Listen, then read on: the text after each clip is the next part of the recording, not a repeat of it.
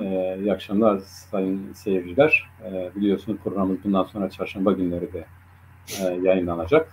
Çarşamba günleri sıcak konuları ele alacağız. Çok önemli çıkan konuları ele alacağız. Bu akşam ben sunacağım programı.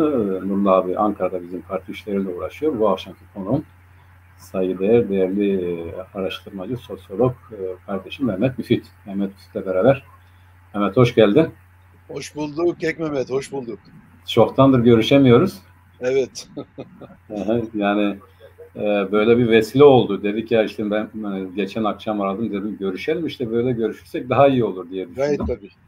Hem görüşmek hem de dünyayı birlikte değerlendirmek iyi olur. Evet.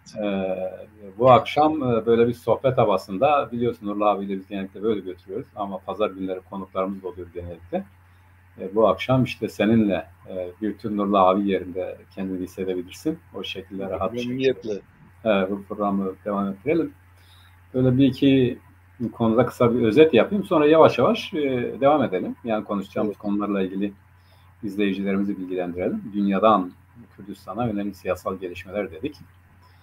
Dünyadan baktığımız zaman hala önemli bir devlet olan Amerika Birleşik Devletleri'nde ara seçimler oluyor. Biliyorsun onlarda seçim sistemi ilginçtir. Her 2 yılda bir kongrenin yarısı yenileniyor, tazeleniyor. Şeyde de 6 yılını dolduranlar olursa onlar yenilerin. Onun dışında böyle garip bir seçim sistemleri var ama iyi de oluyor yani. Her zaman yeni bir kan taşınıyor kongreye ve meclise, senatoya. Ama şu ana kadar bir farklı herhalde Cumhuriyetçiler önde. Sen izledin mi bilmiyorum. İzledim. Bir işin magazin kısmı da Pensilvanya'da bir Türk doktor var Mehmet Öz, ünlü şovmen. O tabii kaybetti. Çok büyük bir darbe aldı o. O çok büyük bir darbe aldı. Ama tabii haksız da bir kampanya yürüttü adamcağız. Çünkü öbürünün özrünü kullanmaya çalıştı vesaire. Herhalde demek ki ne diyorlar?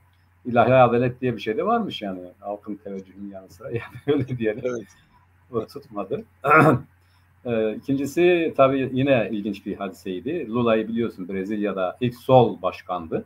Yani bir sendikacı olarak hatırlıyorsun 10-15 sene önce iktidara gelene çok sükse yapmıştı. Bütün sol onun arkasında bir araya geldi ve Lula Brezilya'nın makus tarihi diyorlar. Hep askeri darbelerle yönetiliyordu. Makus tarihini yendi. Biliyorsun bizim zamanımızda en çok okuduğumuz kitap Amerika'nın Kesik Damarları'ydı. O kesik damarlardan işte kuzeye bağımlılık vesaire yani tarihler boyu süre gelen yabancı istilası. Lula ile beraber biraz durdu. O yoksulluğu vesaireyi biraz azalttı ama tabii egemenler durmadı. Dediler ki sen yolsuzluk yaptın falan çok ilginç bir iddiayla adamı götürdüler. Onun yerine geldi. Hatırlıyorsun bir eski gerilla bir kadın onun yardımcısı. Ona da dediler sen yolsuzluk yaptın onu da götürdüler. Evet. Gerici yüzbaşı Bolsonaro geldi. Bolsonaro da başladı Amazonlarda büyük yağma yapmaya. Oraları yerle bir etti. Neyse ki Lula hem aklandı hem de gerçekten de ciddi bir geri dönüş oldu. Bugün Brezilya'da artık şimdikine göre, Bolsonaro'ya göre daha iyi diyebileceğimiz, hiç değilse ezilenler açısından daha az ezilebilecekleri bir dönem açıldı diyebiliriz.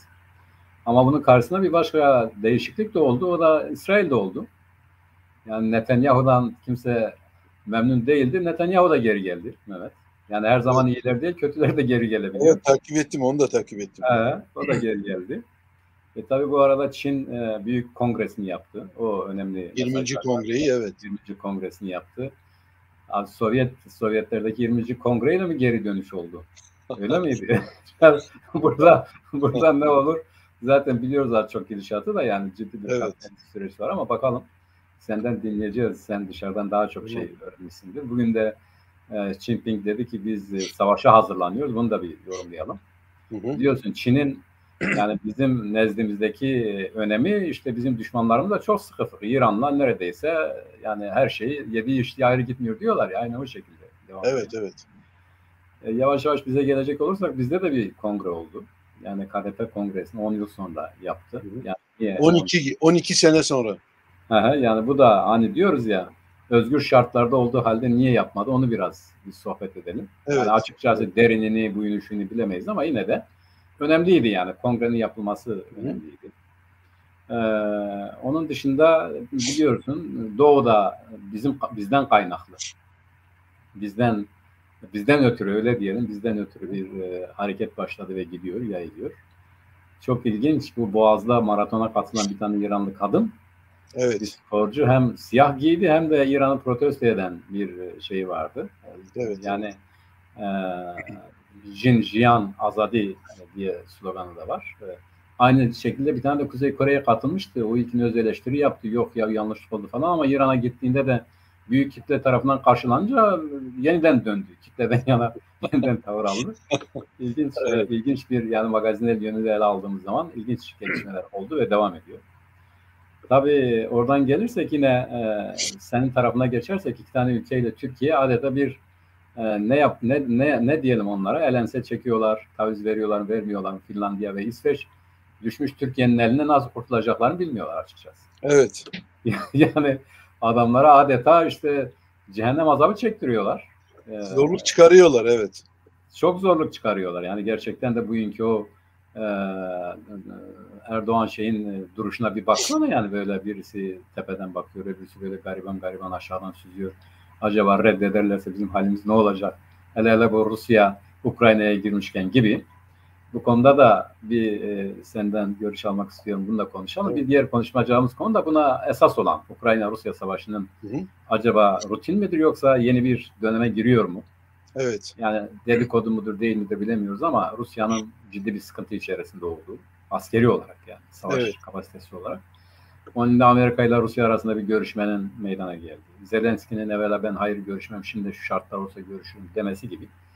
Bunlara da bir değinelim. Nihayet geldik bizim memleketimize. Biz de bir konferans yaptık Mehmet. Evet. Haberin olmuştur herhalde. Hı. Yani orada ne diyelim işte bu önemli süreçte biz ne yapacaklarımızı bizim delegelerle yani ciddi bir katılımla bütün her taraftan gelen arkadaşlarla görüştük bizim konferansta.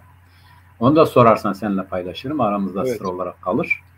Kimse duymaz yani sana anlatırız ne olup ne bittiğini. Onun dışında biliyorsun PSK kongre yaptı. Evet, Genel başkan değişikliği oldu. Sayın Genel Başkan Bayram Bozyer'le geçen hafta program yaptık. Herhalde önemli sorular sorduk. İzlemişsen sormadığımız bir şey kalmadı. Konuşmalarınızı dinledim sonuna kadar. Yani onu da bir anlamaya çalıştık. Bu acaba bir başkanlar düzeyindeki bir değişiklik midir yoksa gerçekten bir nöbet değişimidir ama Sayın Genel Başkan dedi. Herkesin bir yoğurt işi var. Doğru. Hangi konularda kendi rengini belli edeceğini söyledi. Onlar da önemli şeylerdi bence. Evet. Umarım olur. Onun dışında bizde bizim cephede yeni bir şey yok ama bir arayış var. Bu arayış nereye evrilir onu bilemiyorum. Türkiye'deki yeni gelişme ise bugün gündeme oturan AKP'nin HDP'yi ziyareti. Bundan da daha önemli olan Bahçeli'nin çok doğru yapmıştır demesidir. Yani millet şu anda ters köşe, herkes şok yaşıyor ya diyelim ki evet.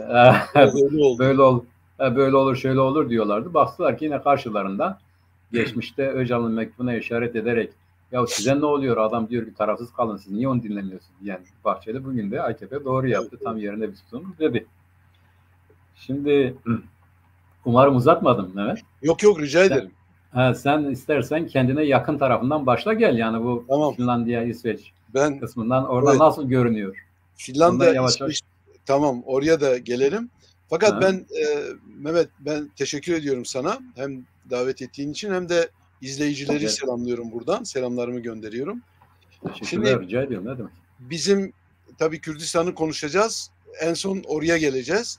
Fakat ondan önce dünyamızda ne oluyor, ne bitiyor senin başlangıçta söylediğin gibi ne oluyor, ne bitiyor ona biraz bakmak lazım. Tamam. Çünkü dünyadaki durum bizi doğrudan doğruya problemimizi etkiliyor ve koşullandırıyor. Kürdistan Ulusal Kurtuluş davasını doğrudan doğruya ilgilendiriyor ve koşullandırıyor. Bu bakıma bizim için son derece önemli. Dünyada ne oluyor, ne bitiyor? Yani dünyanın jeopolitik ilişkileri, uluslararası ilişkilerde ne oluyor, ne bitiyor? Bunun bizim tarafımızdan bilinmesi lazım. Sadece bilinmesi değil, gelişmelerin doğru okunması gerekiyor ki biz ona göre kendimize bir yol bulabilelim, siyaset oluşturalım ve yol bulabilelim. Şimdi Kek Mehmet, dünyamız bu son bir yıl içerisinde özellikle Ukrayna Savaşı'yla yeni bir düzene evriliyor. Yeni bir dünya düzeni kurulmaya çalışılıyor. Şimdi Ukrayna Savaşı öncesi var ve Ukrayna Savaşı sonrası var. Sonra. Böyle bir ayrım yapmak lazım. Evet, Ve uluslararası jeopolitik ilişkileri de buna göre değerlendirmek gerekiyor. Şimdi Ukrayna Savaşı öncesinde unipolarizm diye tabir edilen bir durum var. Yani Amerika'nın hakim olduğu, Amerika'nın dünya sorunlarını çekip daha çok ağırlığını koyup çekip çevirdiği bir durum vardı. Soğuk Savaş bitiminden sonra olan bir şeydi. Fakat Ukrayna Savaşı sonrasında bu olay değişti. Değişti ve Rusya ile Çin'in ittifakı süreci hızlandırıyor. Çünkü ayrı bir blok olarak Batı'ya karşı, Batı bloğuna karşı ayrı bir aks oluşturmak istiyor. Dolayısıyla bipolarizm diye tabir edilen bir şeye evriliyoruz. Duruma evriliyoruz. Bu yeni dünya düzeninin kurulmakta olduğunu gösteriyor. Fakat uluslararası ilişkilerde iki aksın, iki kutbun oluşması henüz bütünüyle kristalize olmamasına rağmen merkezde NATO'ya bağlı olan kesimler var, Batı var ve aynı zamanda Japonya ve Avustralya da bu bloka dahildir. Öbür tarafta Doğu bloku var. Rusya'nın ve Çin'in askeri ve ekonomik stratejik ittifakı etrafında oluşan, sonra Şangay Konferansı, Şangay Örgütü'nün oluşturduğu ve daha doğrusu oluşturmaya çalıştığı bir blok var. Şimdi o blok Batı'daki gibi net değil, açık değil. Çünkü mesela şey de var, koskoca büyük bir ülke, dünyanın ikinci büyük nüfusuna sahip, 1 milyar 250 milyon nüfusa sahip olan Hindistan da var işin içerisinde. Şimdi ama Hindistan'ın konumu çok farklı. Hindistan o bloğa dahil, Batı'yı aşıp o bloğa dahil olmak istemiyor. Çünkü Çin'le büyük problemler yaşıyor. Neyse, bu ayrı. Yani demek istediğim, Ukrayna Savaşı sonrasında bir polarizme doğru bir kayış var, bir evrimleşme var. Şimdi bu neden bizi ilgilendiriyor? Kürdistan davasını, ulusal kurtuluş davamızı neden ilgilendiriyor? Birincisi, biz de adım adım yerimizi belirlememiz gerekiyor. Ya Doğu blokundan yana tavır alacağız, ya Batı bloğu içerisinde yerimizi alacağız. Bu çok önemli. Şimdi bir başka önemli yanı daha var bu işin. Çin ve Rusya bizim en azılı baş düşmanlarımızın arkasında bulunuyorlar. Evet. Onlar üzerinden siyaset yapmaya çalışıyorlar. Yani İran ve Türkiye'yi kastediyorum. Tabii. Şimdi, Suriye de öyle zaten. Yani, Suriye öyle ama Suriye ve Irak önemini yitirmiş bulunuyorlar. Evet. Özellikle Irak tabii artık Kürdistan'ın baş düşmanları arasında yer almıyor. Çünkü orada bir federasyon var. Evet. Suriye'de de gidişat ona doğrudur ama o nasıl olacak onu konuşabiliriz tabii. Şimdi burada önemli olan şunu görmemiz gerekiyor. Dünyadaki ilişkiler soft power denilen, yani yumuşak güç üzerinden, daha çok ticaret üzerinden geliştirilen soft power dönemi kapandı. Şimdi dünya neyi yaşıyor? Savaş ekonomisini yaşıyor ve savaş ekonomisi üzerinden siyaset yapmaya çalışıyorlar. Bu bakıma Ukrayna Savaşı Batı bloğuyla Doğu bloku arasında son derece önemli bir rol oynuyor. Çünkü neden önemli bir rol oynuyor? Çünkü Batı'nın stratejisi şudur. Askeri ve siyasi stratejisi şudur.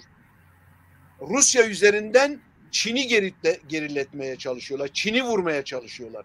Onun için bu savaş önemli. Çünkü bu savaşta sadece Rusya'yı baş hedefe koymuyorlar. Çünkü sadece Rusya yok işin içerisinde. Arkasında Çin var. Ama Çin zamana ihtiyaç olduğu için kendisini geriye çekti ve Ukrayna Savaşı'nın kendi normal politika, yani soft power politikasını zayıflattığını, boşa çıkardığını söylüyor. Bundan hareketle o da yeni bir politika oluşturmaya çalışıyor. Nitekim Xi Jinping'in Çin Komünist Partisi'nin 20. kongresi oldu geçen haftalarda. Evet. Orada çok önemli kararlar alındı.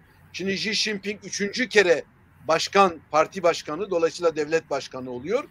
Çin tarihinde Mao'dan sonra evet, Mao'dan sonra dediğin gibi aynen öyle. Şimdi ama orada verilen mesaj çok önemli.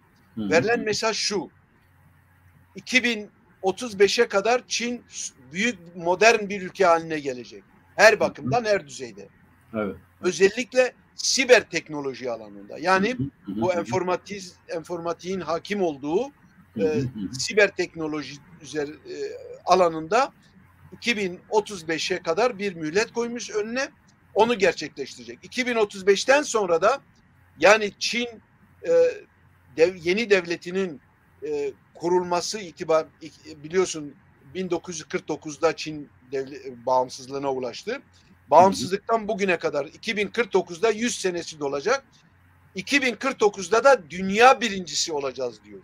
Xi Jinping bunu söyledi.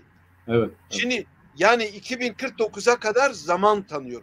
O süre içerisinde bu ne anlama geliyor? Bunu nasıl okuyabiliriz?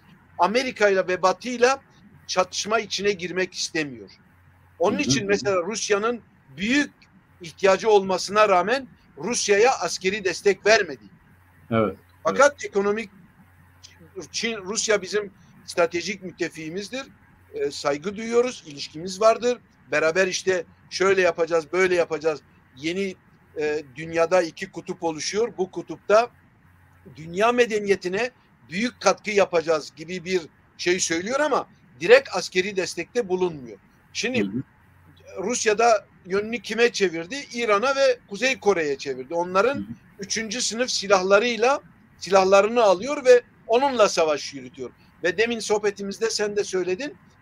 Bu Rusya'nın çok büyük askeri bir güç olmadığı da ortaya çıktı Ukrayna Savaşı. Evet. Neden? Evet. Çünkü işgalci. Biliyorsun Amerika işgal etmişti.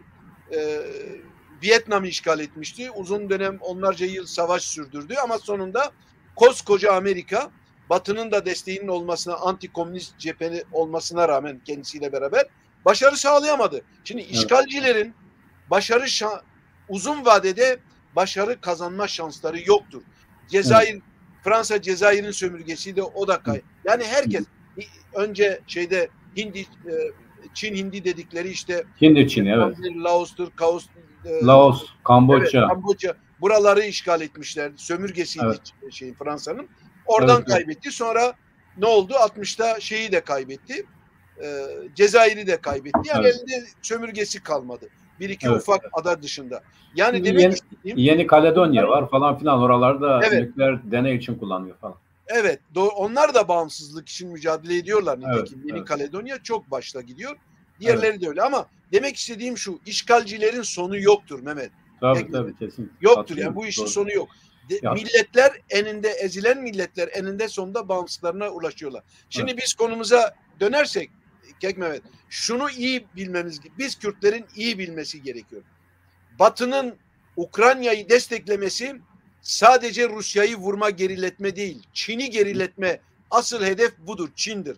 Ama Rusya 10 senelik bir esas azılı düşman olarak, Batı'nın düşmanı, NATO düşmanı, askeri düzeyde düşman olarak görülmüştü. Fakat onun ötesinde 30 senelik stratejide Çin var. 30 senelik stratejide daha uzun vadede Çin var. Şimdi biz Kürtlerin neden bunu bilmesi gerekiyor? Şundan dolayı. Eğer Rusya Ukrayna ile birlikte kendi konumunu, süper güç olma konumunu yitiriyor. Gittikçe daha çok batıyor. Şimdi dolayısıyla kendisine bağlı olan ve desteklediği Türkiye ve İran'da darbe alacak bundan. Hatırlıyorsun, seninle bu mevzuyu konuşmuştuk. Aynen böyle oldu. Türkiye'nin mesela, Türkiye biliyorsun, sen onu demin tarif ettin. Türkiye şimdi her şeyden bir şey koparmaya çalışıyor. Ve her zaman 4 ayak üzerine düşmeye çalışıyor. Jeopolitik konumundan dolayı. Ama jeopolitik konumu Ukrayna Savaşı'yla birlikte darbe aldı. Sadece jeopolitik konumu değil, jeostratejik konumu da darbe aldı. Neden? İki sebepten dolayı. Birincisi Ukrayna Savaşı'ndan dolayı. İkincisi de çünkü Ukrayna Savaşı'yla biliyorsun geçen sene Haziran ayında büyük bir NATO toplantısı yapıldı. NATO toplantısında NATO içinde güç dağılımı yapıldı ve Türkler o güç dağılımının dışında kaldılar. Onun için habire kendilerini yere vurup kalkıyorlar. Şimdi dolayısıyla olay son derece ciddi. Şimdi Türkiye'ye o güç dağılımında bir rol verilmedi. Daha çok Doğu Avrupa'ya yatırım yapıldı. Düşün, şu anda Doğu Avrupa'da 100.000'in üzerinde Amerikan askeri konuşlandı. Yani konuşlandırıldı. Hı hı hı. Bunun ötesinde aynı zamanda Türkiye'nin jeostratejik konumunu zayıflatan bir olay da ne diyorlar, Finlandiya ve İsveç'in NATO'ya üyelik için müracaatıdır. Şimdi Hı hı. üyelik için müracaatları da Türkiye'nin konumunu zayıflatıyor. Ama Türkiye bunu bildiği için zaten onlara veto koyuyor ama iş işten geçti. Neden? Hı hı. Çünkü Amerika hala dünyanın en büyük gücü. Amerika Evet. kongrede Finlandiya ve İsveç'in NATO üyeliğini onayladı. Amerika Evet. onayladı. Resmi olarak onayladı. Ama Bir ona rağmen Türk devleti hala acaba bir şey koparabilirim peşinde. Niçin? Evet. Çünkü onun derdi aslında, biliyorsun, Türk devleti işte PKK'yidir, genel olarak Kürtleridir, özel olarak PKK'yidir. Hep bahane olarak gösteriyor. Bahanesi ne? İşte bunlar teröristtirler, bunlar şudurlar, budurlar ve İsveç'e, Finlandiya'ya baskı yapıp onlardan bir şey koparmak istiyor. Çünkü sadece Amerika ve Batı, NATO ülkeleri Türkiye'ye askeri ambargo uygulamıyor. Aynı zamanda NATO üyesi olmayan Finlandiya ve İsveç'te Türkiye'ye askeri ambargo 2019'dan beri askeri ambargo uyguluyorlar. Şimdi bu askeri ambargoyu kaldırmak istiyor Türkiye. Çünkü Amerika ve Batı'ya dişini bileyemiyor, diş geçiremiyor. Kime geçirecek? İsveç'e ve Finlandiya'ya. NATO üyeliğine karşı askeri şeyi ortadan, yani askeri teknoloji almak istiyor. Şimdi bütün hadise burada. Öbürleri işin hikayesi ve ıvır zıvırı.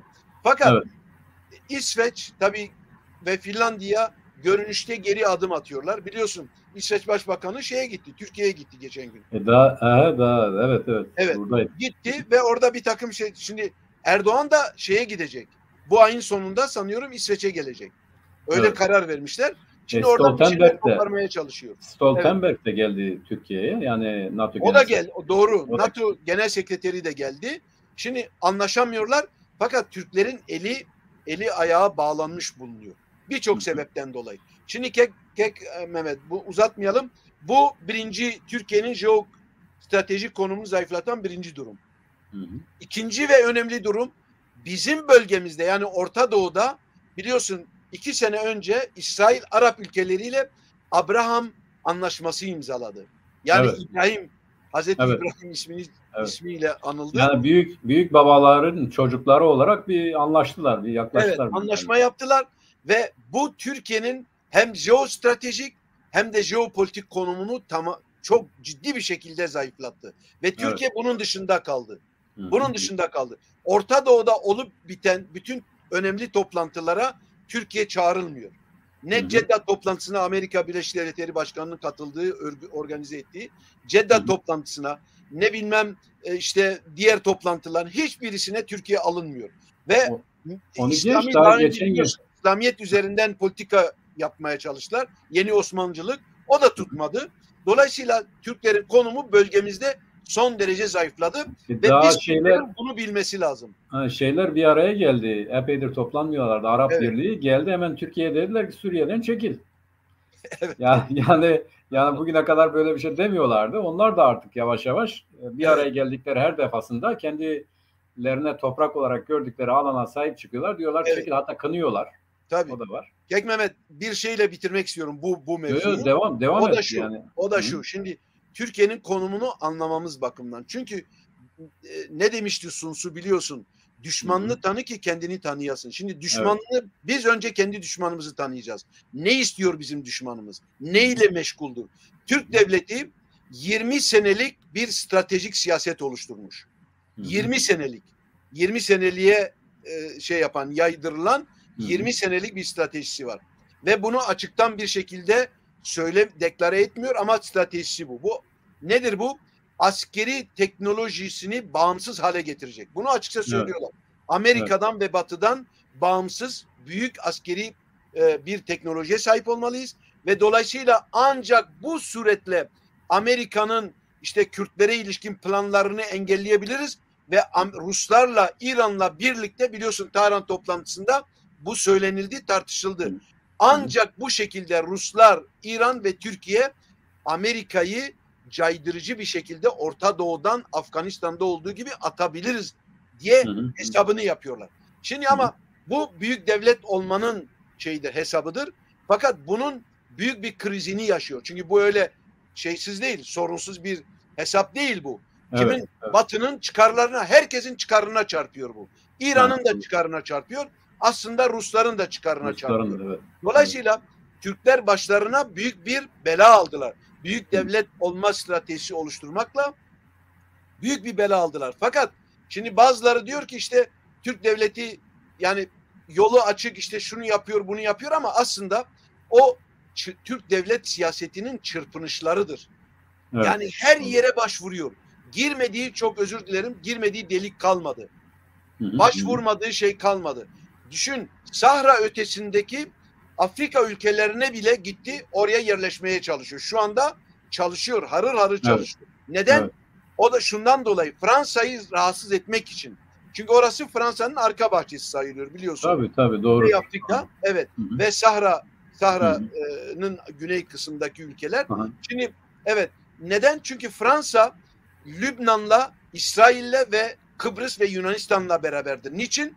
Çünkü Doğu Akdeniz'de müthiş gaz yatakları, petrol ve özellikle doğal gaz yatakları bulundu.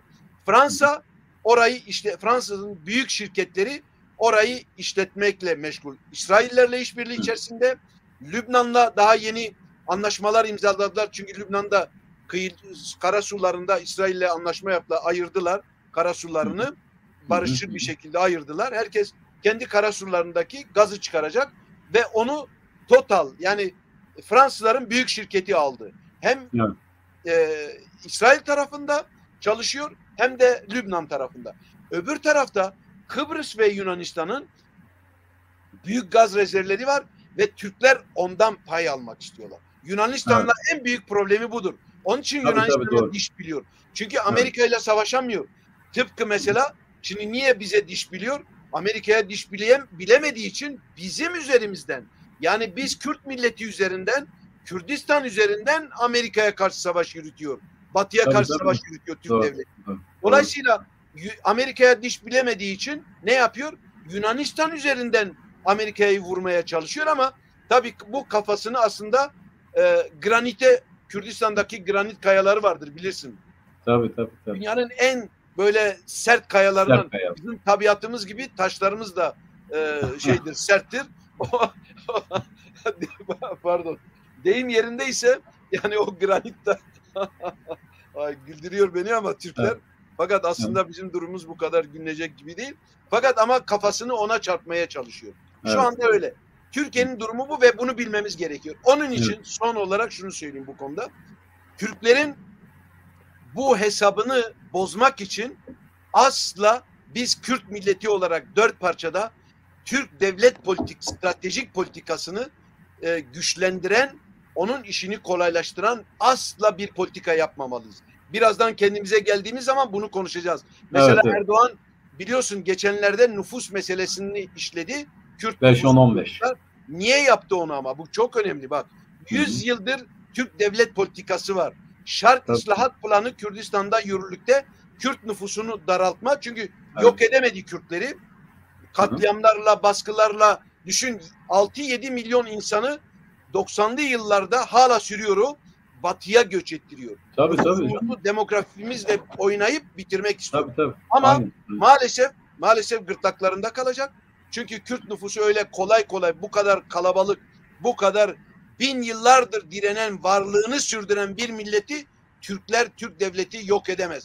Ama şunu bilmemiz lazım. Çok ciddi bir büyük oyun var. Bizim üzerimizde oynanıyor. Onun için asla ve asla Türk devlet politikasını, stratejik politikası, ki bu stratejik politikası Kürtleri ortadan kaldırma politikasıdır. Katliamlarla, göç ettirmeyle, asimilasyonla. Bir örnek vereyim Kek Mehmet. O kadar caniler ki 2008 ile 2009 arasında, dinleyiciler bilmiyorlarsa böylece tazelemiş olayım onların bilgilerini. 2008 ile 2009 arasında GAP projesi çerçevesinde doğum kontrolü adına 100.000 tane Kürt kadını kısırlaştırıldı. Düşünebiliyor musun? Caniliğe bak. Bu aslında jenosittir. Tıpkı Kanada'daki Kızılderililere yapılanları Türk devleti, milleti bize yaptı. Orada mesela mahkum edildi. Özür diledi Kanada devleti ve bunun bir jenosit olduğunu söyledi. Şimdi bizim hukukçularımız da onu örnek alıp aslında harekete geçirip Türk devletini şikayet edeceklerine maalesef üzerlerine uydular. Uydular. Yani böyle bir canilik var. Düşün, Türk devleti bizim nüfusumuzu daraltarak, küçülterek bizi bitirmek istiyor. Asimile ederek, addederek, şey yaparak. Onun için Türk devletine asla destek olabilecek en ufak bir politika yapmamalıyız. Benim söylediğim bu konuda budur. Zamanını çok aldım ben bu mevzuda. İyi oluyor, gayet iyi oluyor. Böyle güzeldir. Tabii sen yani o siyaseti, öyle bir siyaset izlemeyelim diyorsun ama bizim huyumuzu da biliyorsun. Mutlaka onu izleyen birileri çıkıyor. Şimdi bu şey konusu gerçekten önemli. Yani Kürtlere karşı Şark-ı-Saat planının yürürlükte olması hadisesi, o da doğrudur. Evet. Biliyorsun bu birkaç veçeden oluşuyordu. Yani birincisi bu çok sert bölge, yani mutlaka tasfiye edilmesi gereken bölgeler vardı. Buraları zaten işte Samsun, Desni'de yaptıkları gibi kamilen yok etmek. İkincisi işte iyi kötü Türklerin olduğu yerde Türkleri çoğaltmak. Üçüncüsü de göçertme siyaseti. Ancak şu var, sen şeydesin, biliyorsun onu. Şimdi İngiltere'ye bakalım. 3 ana bölgeden oluşuyor şu anda yani. Ana kara, adadan söz ettiğimiz zaman. Evet. İşte birileri Galyalılar, birileri işte Skoçlar, bir de işte bu İngilizler dediğimiz Britishler. Şimdi bu dikkat et, bu asimilasyona örnek olsun diye söylüyorum. Bugün İskoçya'da konuşulan dil İngilizce. Yani onlar da İngilizce konuşuyor. Hepsi İngilizce konuşuyor. Fakat şu ortadan kalkmıyor. Yani İskoçlar hala ayrı bir millettir. Bu önümüzdeki günlerde yine yeniden bir referanduma gidecekler. Ayrılalım diye. Hani bazen insan diyor ya, kardeşim sen ayrılıp da ne yapıyorsun? Zaten her şeyin var. Başbakanın var, parlamenton var, asayişin var. Kendi planlı projeni yapıyorsun. Ne güzel, bir de dünyanın hükümdarı olan bir krallığın da üyesisin. Daha ne istiyorsun, Allah'tan belanı mı istiyorsun diye. Ama herkes de biliyor ki kuzeydeki petrollerden daha çok pay almak için adamlar diyor ki biz ayrılalım. Bunu İngilizlerle paylaşmayalım diyorlar. Ve bir de bir tür tarihsel bir özlem. Hani 1924'te ölmeden kısa bir süre önce Lenin bunu anlamıştı ve şunu diyordu. Yani hiçbir millet ya da her millet kendi bağımsız devletini kurmadan asla ve asla bir diğeriyle ortak bir şey yapamaz. Yani bunu anlayarak gitmişti. Bu mektubu da var zaten. Şimdi yeryüzünde bu hasletler gerçekleşir. Mutlaka ve mutlaka gerçekleşir. Hatta zaman zaman biz konuşuyorduk. Diyordum ki ben, ya bu devlet kurma gereksiz hale gelse bile bizim mutlaka bir devlet kurmamız lazım. İçimizdeki bu ukdenin dışa çıkması lazım ki evrensel düzeyde bu kültürel birlik içerisinde kendimizi var edebilelim. Bu olmadan olmuyor. Şimdi İskoçlardan biliyoruz. Yani her şeyler olduğu halde ya da işte son zamanlarda İspanya'da gündeme geldi. Yani bugün Katalanya'nın çok affedersin ne problemi var? Her şeyini yapıyor. Yani dili, kültürü, parlamentosu, asayişi falan. Bir de ne güzel işte diyelim bu İberlerle beraber sen bir de Avrupa'da bir güç oluşturuyorsun. Yani neden ayrılmak istiyorsun? İşte geliyor iş neticede Barcelona tek başına, yani bir takımdan hareket etsek bile yılda 80 milyon ziyaretçisi olan bir kent. Bunun sadece turizm geliri işte İspanya'dan aldıklarını önemli ölçüde arttıracak. Yani bunu paylaşmak istemiyorlar. Şimdi bugün sen GAP'tan örnek verdin, bizi kısırlaştırmalı. Aynen öyledir. Yani Koç ve Sabancı bu konuda özel çabalar sarf ettiler. Yani bizim kadınlarımızın hani şeye de konu oldu. Yani işte bu haplarla yapılan bir takım fıkralar da gündeme geldi. Çok işleniyordu. Gerçekten de çok özel bir çaba sarf ettiler doğum kontrol yöntemiyle. Ve onun yanında da adeta bu Şark-ı-Saat planında olduğu gibi baba beni okula gönder hikayesi çıktı, biliyorsun. Evet. Yani bir yandan doğumu azalt, öbür yanda olanları asimile et vesaire. Kürt nüfusunun önlenmesi için böyle milli bir siyaset olarak devam ettiler. Bugün de devam ediyorlar. 5-10-15 siyaseti de aynen senin dediğin gibi tabii yine granite çarpacak, yani onun tutma imkanı yoktur. Bu biraz da kültürel bir hadisedir ve ayrıca da yani Kürtlerin kendi topraklarında asimile edilseler bile, yani Türkçe konuşsalar bile, aynen İskoçlar onun için örnek verdim. Bir milletin hafızası sadece dili değil, yani kültürüdür, masallarıdır, hikayeleridir, tarihidir, farkında olduğu şeylerdir. Bunlar asla ve asla yok edilemez zaten. Kaç yüzyıldır uğraşıyorlar, edemiyorlar. Şimdi bunu teyit ettikten sonra, üzerinde yani hemfikir olduktan sonra ben Rusya ve Ukrayna savaşının, sen güzel özetledin yani bunun öncesi ve sonrası. Ayrıca bu birileri üzerinden Rusya'ya saldırmak derken Çin'in akla gelmesi doğrudur. Çin artık bir gerçekten de önemli bir güçtür. Ben bunu kendi kişisel tecrübemde de kavramış durumdayım. Eskiden Çin ürünlerine karşı ciddi bir ön yargım vardı. Çin ürün deyince böyle çürük, çarık, işe yaramaz şeyler akla gelirdi. Fakat Çin şimdi giderek daha kaliteli işler yapıyor ve bir de ilginç olan mobil şeyler yapıyor. Yani sanayinin, büyük sanayinin üretemediği, örneğin her şeyin, yani aklına ne gelirse her şeyin mobilini üretiyor. Yani düşün, işte printer'ı düşün. Bu 3 boyutlu karaciğer yapan, akciğer yapan, kalp yapan vesaire printer'ları düşün. Yani bugün bunu yapıyor, bunu üretiyor. Yani bu büyük bir laboratuvar işiyken, yani Amerika'da, İsviçre'de, Avrupa'da bu büyük bir laboratuvar işiyken Çin bunu işte mobile çevirdi, masaüstü haline getirdi. Aynı zamanda işte diyelim bu basın yayındaki hadiseler böyledir. İletişimdeki hadiseler böyledir. Bugün 5G olayında Çin dünya lideridir yani. Yani en öndeki ülkedir. Onu geçelim, adamlar ayın karanlık yüzüne gittiler. Artık tek başına bunları yapabiliyorlar. Tabii en büyük sıkıntıları enerjidir. Yani eğer bu enerji konusunda da adamlar bir çözüm bulsa, yani gerçekten de fazla bir imkanları olsa, gerçekten Çin'in hamlesi çok ciddi ölçüde bir hamledir. Ve eskiden Rusya-Amerika denkleminde bölünen dünyadan farklı olarak Çin'in öne çıkan tarafı üretici olmasıdır. Yani üretiyor, her şeyi üretiyor. Evet. Ve bir de tabii burada bir şansı vardır. Bugün bu bilgisayarlar, cep telefonları, televizyonlar ekranlarında kullanılan ham madde konusunda hani diyorlar ya, piyango. İşte Çin'e öyle bir piyango çıktı kendi ülkesinde. Yani bunun ham maddesi var. Dünyada da bu yok yani. Evet. Onun dışında onun için hepsi Çin'e akın etti. Hem emek ucuz, hem ham madde var. Yani böyle verimsiz bir ülkede nasıl bu kadar işe yarar bir madde çıktı ortaya? Şimdi onun da getirdiği bir takım olumlu tesadüflerle beraber Çin gerçekten de üretici bir ülke olarak, yani mesela Sovyetler üretici değil de askeri güçle bunu yapıyorlardı. Çin ama üretici bir ülke olarak dünya denklemine, yani kapitalizm okyanusunda giderek her gün büyüyen, böyle bir okyanusun açıklarını düşünün, her gün büyüyen bir kara parçası olarak geliyor, dünyanın önemli bir gücü oluyor. İşte Yunanistan'da limanlar aldı, İran'ın önemli bir kısmını aldı. İşte bu bir kuşak bir yol projesiyle Çin'den Avrupa'ya kadar her tarafı birbirine bağlayacak.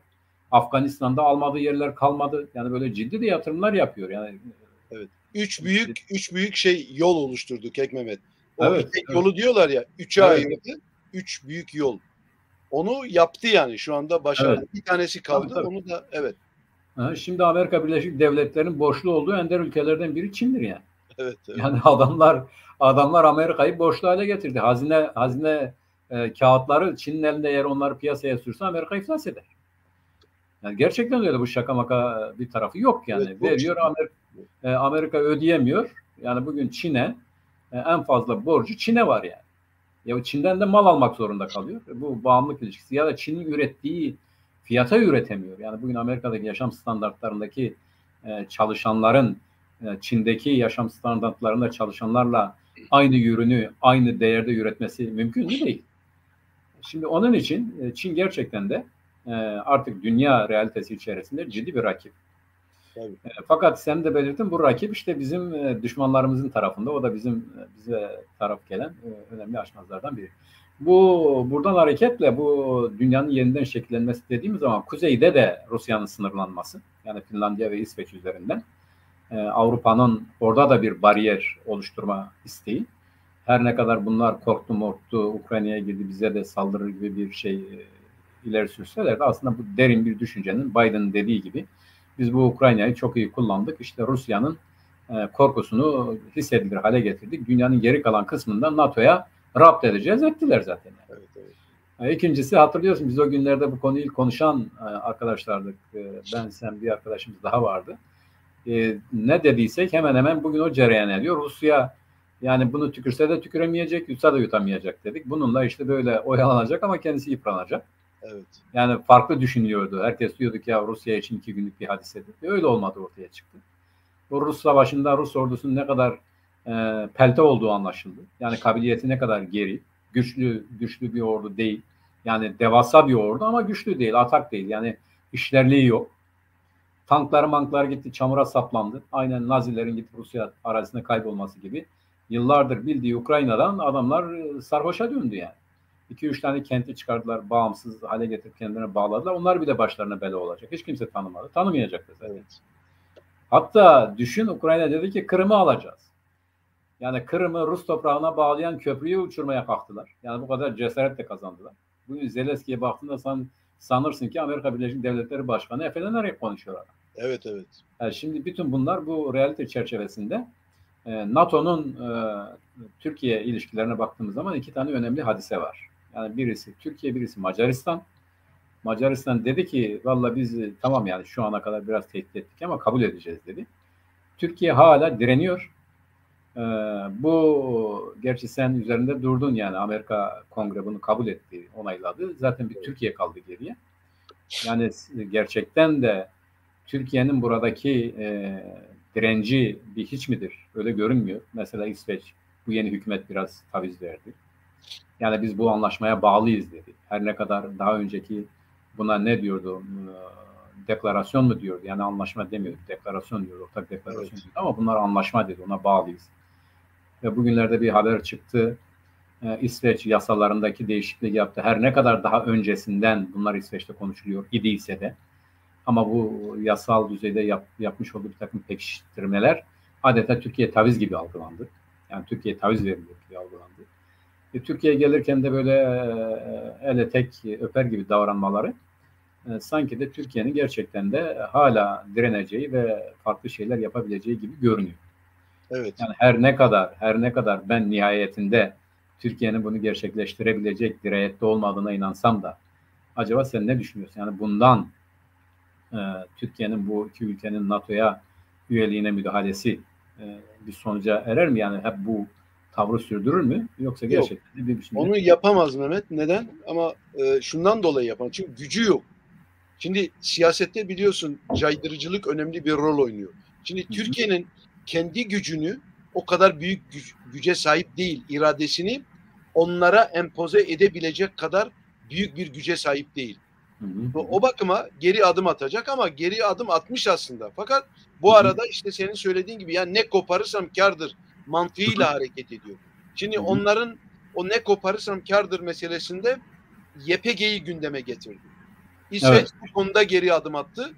YPG'yi ile ilişkimizi yani mesafe koyacağız gibisinden Türklere söz verdiler. Mesafe koyacağız. Çünkü ondan önce destekliyorlardı. Buna mukabil yani burada İsveç çok kötü bir rol oynadı. Aslında İsveç'teki Kürtlerin hatta dünyadaki Kürtlerin İsveç'e bu konuda baskı yapmaları gerekiyor. Çünkü her halükarda İsveç'in ve Finlandiya'nın NATO'ya üyeliğini Türkler asla engelleyemezler. Mümkün değil engelleyemezler. Hele bu Ukrayna Savaşı'nın vardığı bu aşamadan sonra hiç mümkün değil. O bakıma ama işte onu koparmaya çalışıyor. Çünkü Türklerin asıl derdi zaten Kürt milletidir. Kürdistan meselesidir. Onun ulusal davasıdır. Çünkü niye biliyor musun Kek Mehmet? Yani Kürdistan'ın Türkiye'den ayrıldığını düşün. Hem toprak olarak Türkiye küçülecek hem nüfus olarak daralacak, küçülecek. Bu da onu büyük devlet olmaz planını suya düşürmüş olacak. Zaten bu yüzden Kürdistan meselesinden dolayı Kürtlere büyük kuyruk acısı duyuyorlar ve büyük canilikler yapıyorlar. Şimdi hadise bu. O bakıma Kürtlerin, Avrupa'daki Kürtlerin özellikle İsveç ve Avrupa'daki Kürtlerin İsveç'e baskı yapmaları gerekiyor. Ne demek yani? Güney Rojava Kürdistan'ı dediğimiz bölgede 11 tane Kürt genci dünya için savaştı Kek Mehmet. Kolay mı yani? 11 bin pardon. 11 bin Kürt genci kızlı erkekli dünya için kendisini feda etti. Bunun bir bedelinin olması gerekiyor. İsveç'in kalkıp ondan sonra yok mesafe koyacağız. Yarın öbür günde belki terörist ilan edeceğiz PKK'nın etkisinden dolayı. Yani böyle bir tehlike var aslında. Ama Kürtler bunu engelleyebilir. Diasporadaki Kürtler ne güne duruyorlar? Yani ben kendim de dahil olmak üzere. Yani kesinlikle İsveç'e baskı yapılmalı. Binlerce, 10 binlerce mektup gitmeli, e-mail gitmeli. Başbakanına bilmem devlet sorunlarına. Bunu mutlak surette Kürtler yapmalıdırlar. Pasif bir şekilde yapamayız. Bu işi atlatamayız. Çünkü Türk devleti bastırıyor. Erdoğan daha gelmeden önce binlerce, 10 binlerce mektup ve e-mail Başbakan'a ulaştırılmalı, İsveç Başbakanı'na.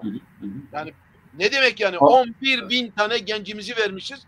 Dünya aynı zamanda bu İsveç için de verilen şeydir bu. Bedel. Ödenen bedel. Bunun bedeli, evet, bunun karşılığı İsveç kalkacak, Türklerin dediğini yapacak ve bize tavır almış o. Hayır, böyle bir şeyi Kürtler kabul edemez asla. Şimdi bir tane yani böyle ilk baktığımızda, yani senin gibi düşünüyorum ben. Hatta evet, konuştuğumuz zaman da yani bu konuda bizim diaspora neden sessizdir? Öyle bir iki defa cılız sesler çıktı. Dediğin her şey yapılabilir. Bir böyle biraz önde olan o milletvekilidir.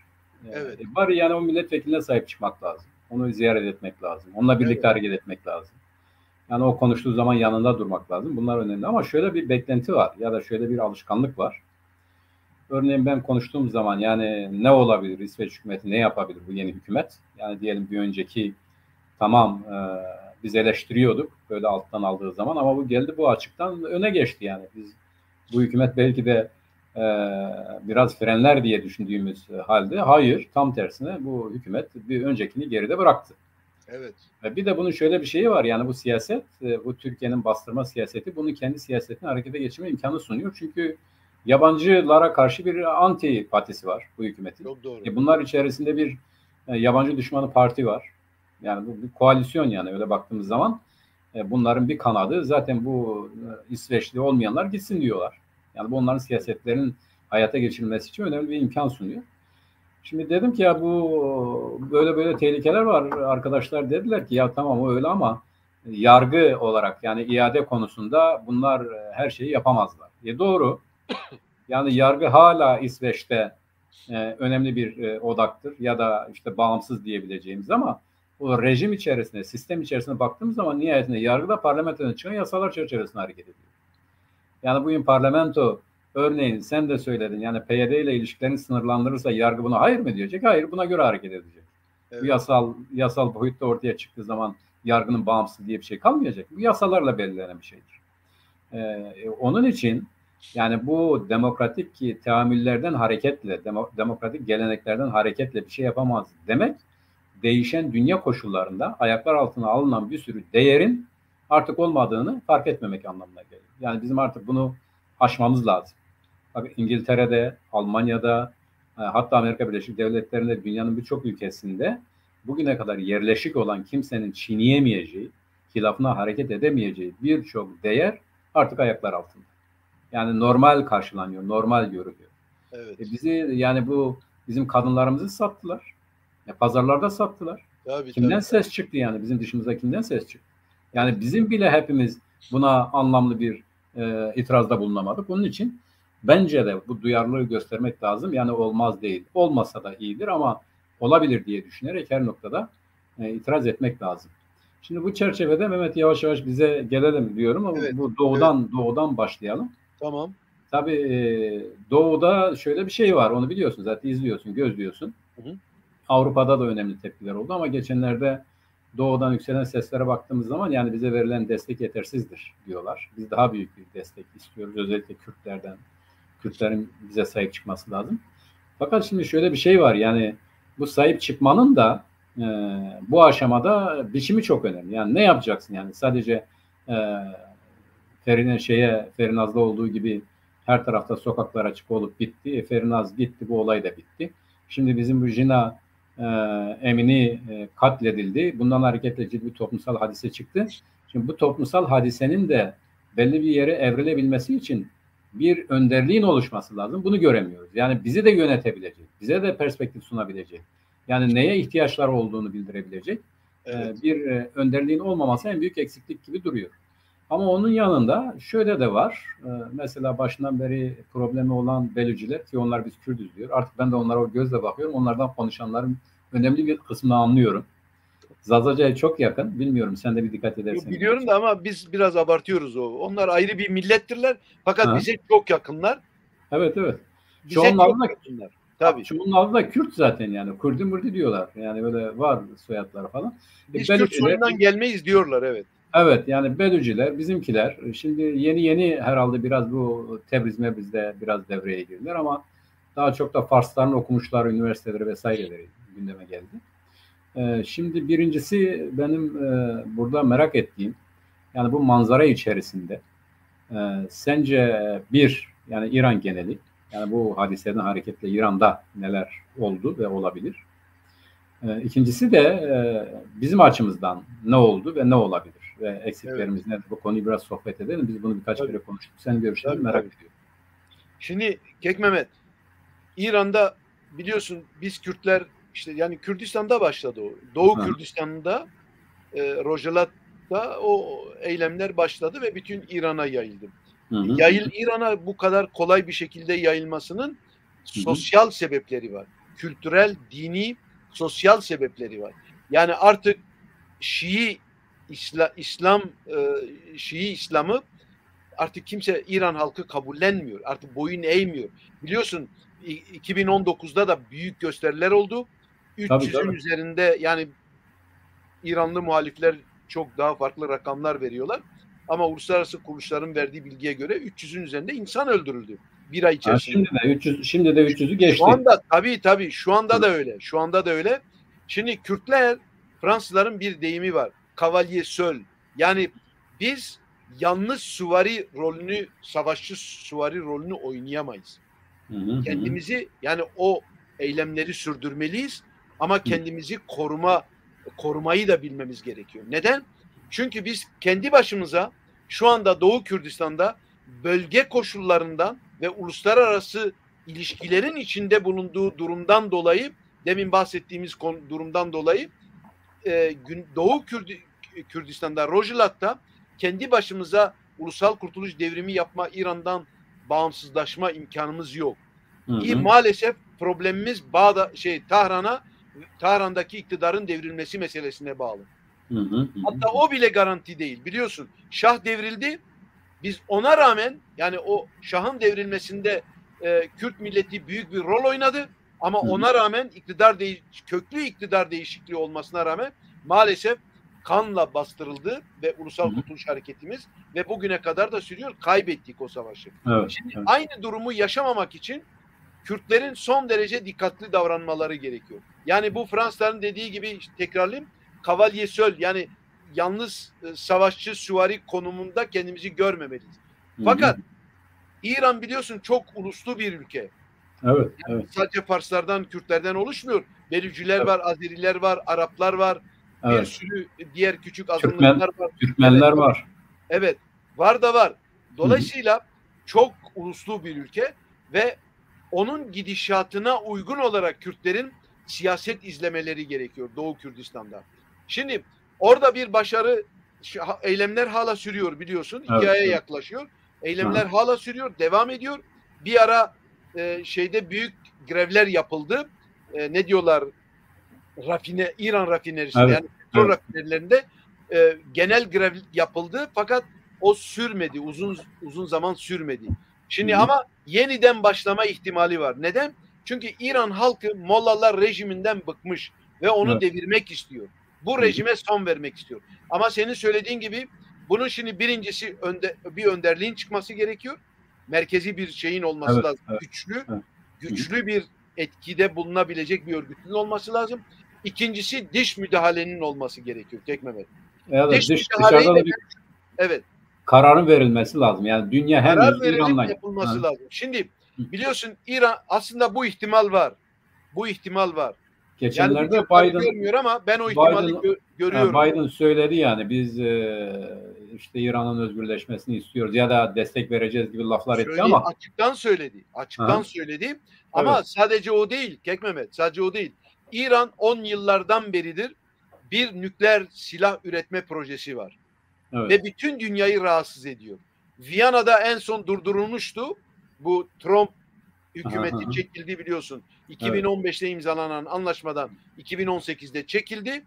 Ama ona rağmen İran habire geliştiriyor ve şu anda normalinde 2015'teki anlaşmaya göre 3,4 oranında uranyumu enerji üretimi için zenginleştirme kararı vardı. Ama İranlılar fırsat buldular Amerika'nın çekilişinden. Şu anda uranyumu %60 oranına kadar zenginleştirmişler. Şimdi aynı zamanda onun gizli nükleer santralleri var. Dağda mesela silahların işi kolay. Amerika'da var sadece o silah. Yani dağı delip gidip ta merkezine kadar inip patlatan Amerika'da silahlar var. Şimdi sadece orada var. Ama yoksa öyle kolay bir şekilde patlatılabilecek bir santral değil, nükleer santral değil. Fakat İsrail'in güvenliği ne çok bağlı bu proje.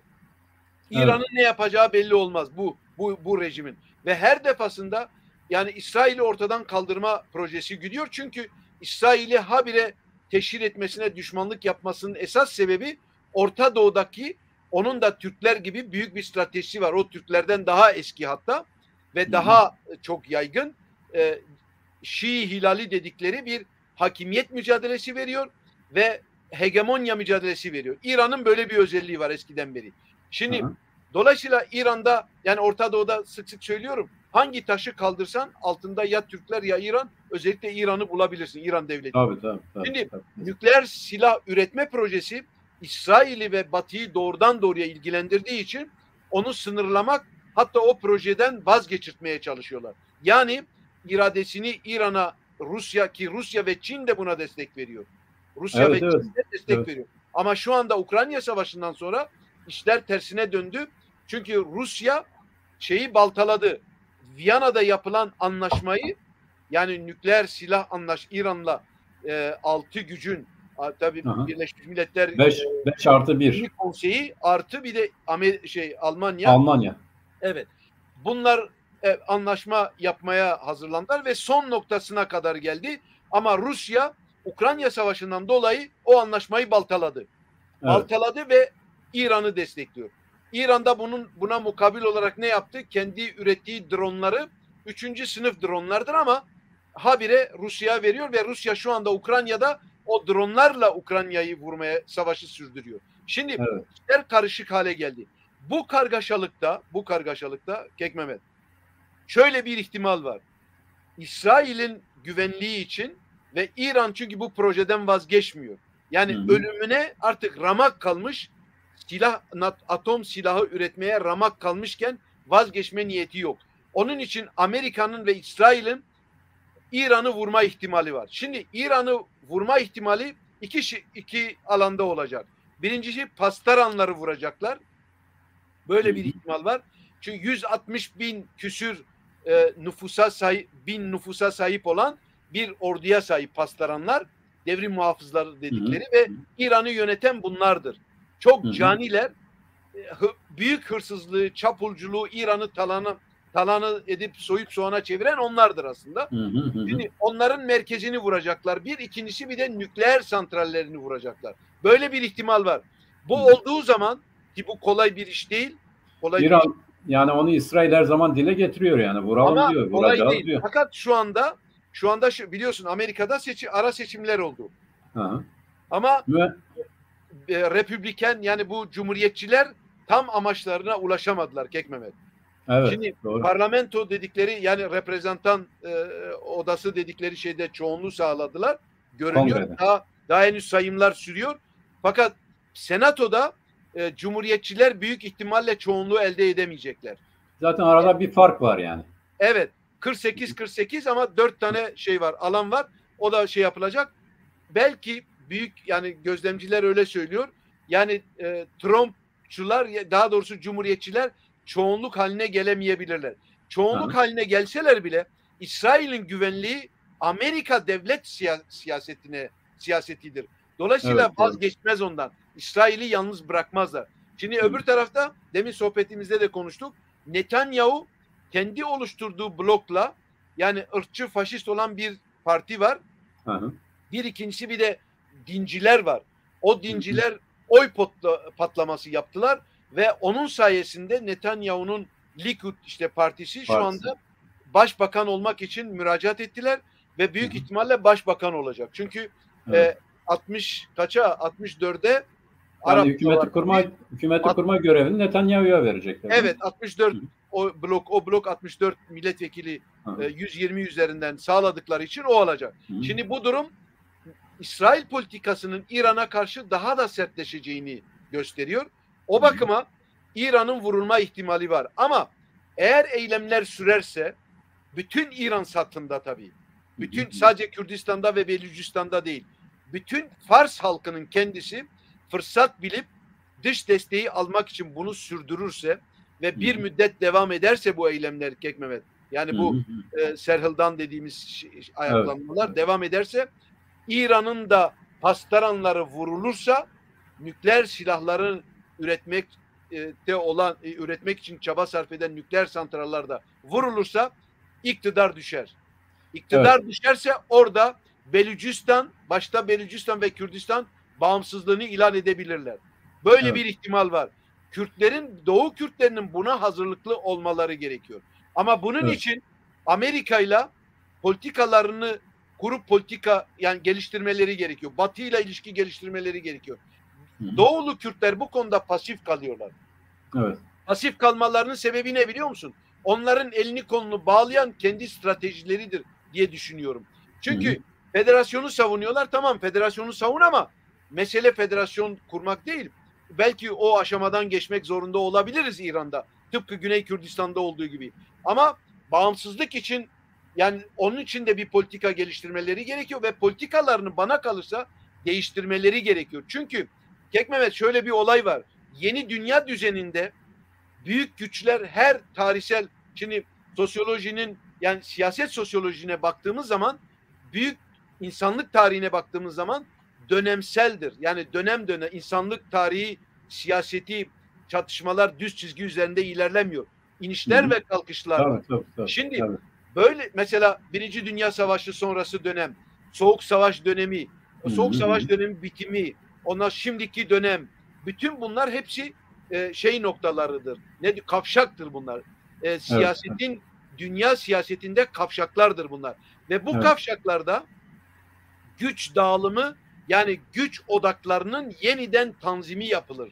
Şimdi bu tanzimde, bu güç odaklarının dağılımında bizim hazır olmamız gerekiyor, biz Kürtlerin. Onun için bu mevcut olan uluslararası koşullar bize şunu gösteriyor. Önümüzde 5-10 senelik bir zaman süreci var. İran Kürtleri de, Rojava Kürtleri de, Kuzey Kürtleri de bunun hesabını yapmak zorundadırlar. Yoksa bu 100 yılı da kaybederiz. Elimize hiçbir şey geçmez. Böyle düşün. Zaten Türkiye'de başladı ya, Türkiye 100 yılı diye. Biz de Kürdistan 100 yılı diyoruz. Bakalım ne olacak. Şimdi senin bu aktarımdan tabii yavaş yavaş biz kuzeye doğru geleceğiz ama bu İran'ı da bir toparlarsak. Şimdi senin dediğin gibi olursa İran yani 2000 yıldır aynı şekilde devam ediyor. Yani bugünkü hatta bugün İran 15 eyalet midir? Bu 15 eyaleti kuranlar Zazanilerdir o zamandan beri. 18'de 15'te sabitlendi. Öyle devam ediyor. Bu tartışmayı yaptım senin şeyini. Şimdi eğer bu bağımsızlık hadisesi olursa şöyle bir şey var. Yani bizimkiler dediğin doğrudur. Yani artık düşünme biçimlerini değiştirmeleri lazım. Şimdi eskiden şöyle diyorduk ya, bağımsızlık da hangi parça nereye, yani tek başına yaşayamaz. Fakat şimdi ciddi bir şey var. Bunu artık önemsemek lazım. Oradakilerin de bunu öyle düşünüp hareket etmesi lazım. Bir bağımsız odak var, yarı bağımsız bir odak var. Artık her parça iyi kötü ilerlediği zaman burayla irtibatlanabilir ve bu mefkure, yani Kürtlerin kendilerini idare etme mefkuresi şimdi dayanaksız değil artık. İyi kötü bir tarafını kurtarmış, yani iyi kötü bir tarafını açığa çıkarmış. Bu önemli destek olabilir. Fakat o önemli destek olabilecek alanda da eğer 10 yıl sonra kongre yapılıyorsa bunu düşünmemiz lazım. Yani pekiştirmek lazım o odağı ki diğerlerine faydası olabilsin. Şimdi şöyle bir şey var. Biz bunu zaman zaman konuşuyoruz. Batı kanımca bu Irak'tan da Suriye'den de hareketle mesela niye Esad'a tekrar mahkum oldular? Çünkü Esad olmadığı zaman Suriye aynı Irak gibi oluyor. Yani parçalanıyor, bir ortak otorite yok. Suriye'nin coğrafi bütünlüğü içerisinde diğerlerinin eşit şekilde yaşama imkanı olmuyor.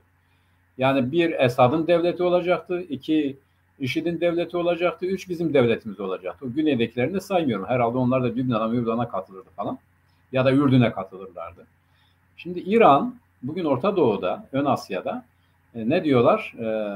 Birden fazla milletten teşekkür etmesi itibariyle bu dezavantajlı görünmesine rağmen çok avantajlı bir kuruluş ve bir tarihselliği var. 2000 yıldır bu İran coğrafyasında, yani diyelim ki Medler olduğu zaman güneyde geliyordun, işte kim vardı? Bizim Medlerin yıktığı işte diyelim ki bu Ninova'dakiler vardı, Nineve, Asurlar vardı. Yani dikkat edersen o zamana gittiğin zaman bugünkü İran bütünlüğü içerisinde birden fazla devlet vardı. Şimdi senin söylediğin eğer İran merkezi devleti çökerse, yani Farslar iktidarda kalamayacaklarını kanıtlarlarsa, ki öyledir, %30'a düşmüş destekleri. Hatta işte sokaklarda o molaların şapkalarını alıyorlar, başına fırlatıyorlar, dönüp bir şey demiyorlar adamlar. Yani böyle bir güçlerinin gerilemesi vardır. Ama bizim Buffalo'nun da dediği gibi İran henüz kendi kuvvetini, yani kitleler karşısında kendi acı kuvvetini hissettirmedi. Bunu yapabilir diyor ve doğrudur. Bugüne kadar yapmamasının nedeni bence yani artık bunu yapabilecek kadar kendisine güvenmemiş olmasıdır. Yani dikkat et, o bir tane önceki Cumhurbaşkanı'nın kızını tutukladılar. Değil mi? Evet. Şimdi o yeşil devrim zamanında, öyle algılanan devrim zamanında devlet içerisinde ciddi bir sarsıntı vardı. Hatta Ahmet Necat bile yine ortaya çıktı. Bir şeyler yaptı. Biliyorsun Ahmet Necat. O da şu anda muhalif, biliyorsun. Tabii. Şimdi yani bence iki seçenek var. Bir, yani eğer İran bütünlüklü kalmak istiyorsa, bir, İran devleti içerisinde birileri bu tehlikeyi görür. Derler ki kardeşim, yani İran'ın bütünlüğü için bu Molla işinden kurtulalım. Yani daha demokratik bir rejime geçelim. Artık şeriatla değil de dünya, yani yeryüzü yasalarıyla biz bu işi idare edelim diyebilirler. Ama bu bile ciddi bir mücadele olmadan gerçekleşmez. İki, ya da bizim muhalefet kesimin, yani İran satında, yani Kürdistan'da, Belucistan'da, Azerbaycan'da, işte Türkmenistan'da ve Fars'ta yeni bir demokratik rejim oluşturmak için ortak bir paydada örgüt oluşabilir. Hani merkezi yapılanma oluşabilir. Bu İran'daki genel dönüşümü sağlayabilir. Şimdi uluslararası güçlerin İran dendiği zaman benim anladığım kadarıyla ya yerine ne koyalım dediklerinde ellerinde bir şey yok, koyabilecekleri bir kuvvet yok. Yani mesela bu gider, bu gelir diyebilecekleri bir örgütlenme, bir ideolojik yapı, bir siyasal çözüm olmadığı için karar da veremiyorlar bir türlü. Şimdi bunun anahtarı da bence işte bu halk hareketini yönetip çevirebilecek ve aynı zamanda herkes açısından bizim, yani herkesin eşit olduğu, ayrılmak da dahil, yani isterse ayrılabilecekleri yeni bir İran'ın kuruluşu için bir siyasal yapılanma çıkarsa dünyanın da tavır belirlemesi kolaylaşabilir. Aksi takdirde sen çok doğru söyledin. Yani bizim yeniden şövalyeliğe soyunmamız gerekmiyor. Doğru, haklarımız, bunlarımız, şunlarımız için daha konsolide olmalı ve bunları dile getirmeliyiz. Ama bizim partilerin yaptığı gibi, o grevi örgütledikleri gibi biraz daha siyasal bütünlük içerisinde. Gerçi çağrı yaptılar halka, silahtan, şiddetten uzak durun dediler. Bu doğrudur. Yani bu İran'a büyük bir koz vermek anlamına gelecektir. Bu sivil itaatsizliği ve kitlesel başkaldırıları, kitlesel direnişleri örgütlemek için siyasetin bir an önce bir araya gelmesi lazım. İki, Belucistan'da bu var, dikkat ediyorsan. Yani örgütlülük düzeyinde Belucistan bizimkilerden öndedir. Dikkat edersen Belucistan'da işte bir imam bir şey diyor, herkes uyuyor. Evet. Yani birisi bir şey çağrı yaptığı zaman herkes uyuyor. Çünkü onlarda o şey var, o yapılanma var. Ama bizimkiler henüz bu düzeye gelmemiş. Eğer bizimkiler de bu düzeye gelirse muhtemelen Farslarda aydınlar, bu sürgünler bir şeyler yapabilirler. Birleşmiş Milletler bazında mesela başvuruda bulundular. Yani İran'a ambargo uygulayın ya da nükleer anlaşmadan bunu yapın, şunu yapın gibi bir takım şeyler oldu. Ve bir Azerbaycan açığı kalıyor, Tebriz açığı kalıyor. Tebriz'de zaten hiçbir zaman, yani bizim bu İkinci Dünya Savaşı'ndaki hadise dışında Tebriz'de büyük hadiseler ya da büyük ayrılıklar olmamış. Çünkü o da ideolojik birlik var aralarında. Yani o Şiilikten ileri gelen bir tutum var aralarında. Onun için bence İran, senin de belirtmiş olduğun gibi biraz zamana ihtiyaç var. Bu önümüzdeki süreçte bu olabilir. Fakat şöyle şeyler de oldu Mehmet. Onu ne kadar gözledim bilemiyorum. Bu Türkiye'de az önceki konuşmada söyledim. İşte bu Bosporus'taki şeye katılan kadın, yani İranlı bir sporcu. Düşün yani, İran'dan yönetim kalktı, ona başörtüsü olmadan bu yarışmaya katıldığı için protesto ettiler, kınadılar. Ya böyle bir, çok affedersin, böyle bir şey olabilir mi? Böyle bir zihniyet olabilir mi ya? İran devleti kalkıyor, Türkiye'de maratona katılan bir kadın başını örtmeden maratona katıldığı için onu kınıyor. Evet. Bu kadar geri, yani bu kadar sıkıntılı bir olay. Tabii. Fakat bu sıkıntılı olayın olduğu yerde artık insanlar başörtmeden sokağa çıkıyor. Kızlar erkekler birlikte restoranlara, kafelere giriyor. Bu fiilen meydana gelen değişiklik bence önemli bir direnç noktası oluşturuyor. Evet. Şimdi bizde de bir değişiklik oldu Mehmet, oradan bize gelirsek bence. Gelelim, yoksa Güney'deki kongreyle ilgili bir şeyler söyleyecek misin? Nasıl bakıyorsun? 10 yıl, 12 yıl sonra. Evet, Güney'i konuşabiliriz aslında senin madem öyle. Sonra bize Kuzey'e gelelim sonra. Evet. Evet. Yani seni o konuda bir nedir, nasıl görüyorsun oradan? Şimdi, Yani bu Irak'taki değişiklikler çerçevesinde de bizim oradaki ahval ve şeriatımız ne durumdadır? Şeraitimiz ne durumdadır? evet. Şimdi güneyde PDK'nin, Kürdistan Demokrat Partisi'nin, yani parti diye tabir ediliyor. Sürekli öyle tanınıyor. Kongresinden daha önemli olan bir gelişme var Kek Mehmet. Yani PDK'nin 10 sene değil 12 sene sonra bir kongre yaptı. O fazla önemi yok. Yani yapamadılar, organize ettiler. Şu anda bir kongre yapıldı. Şimdi bu KDP'nin kongre yapması önemli. Çünkü doğuracağı sonuçlar bakımından önemli. Şimdi ama ondan daha önemli olan şey şudur. Şimdi bir gerginlik havası var şu anda. Bir gerginlik havası var. YNK ile PDK arasında bir gerginlik havası var. Bu aslında önemli rol oynuyor. İkincisi, buna ek olarak, gerçi o biraz düzeltildi. Şimdi biliyorsun 10 Ekim geçen sene 10 Ekim'de seçimler yapıldı. Irak seçimleri yapıldı. Evet.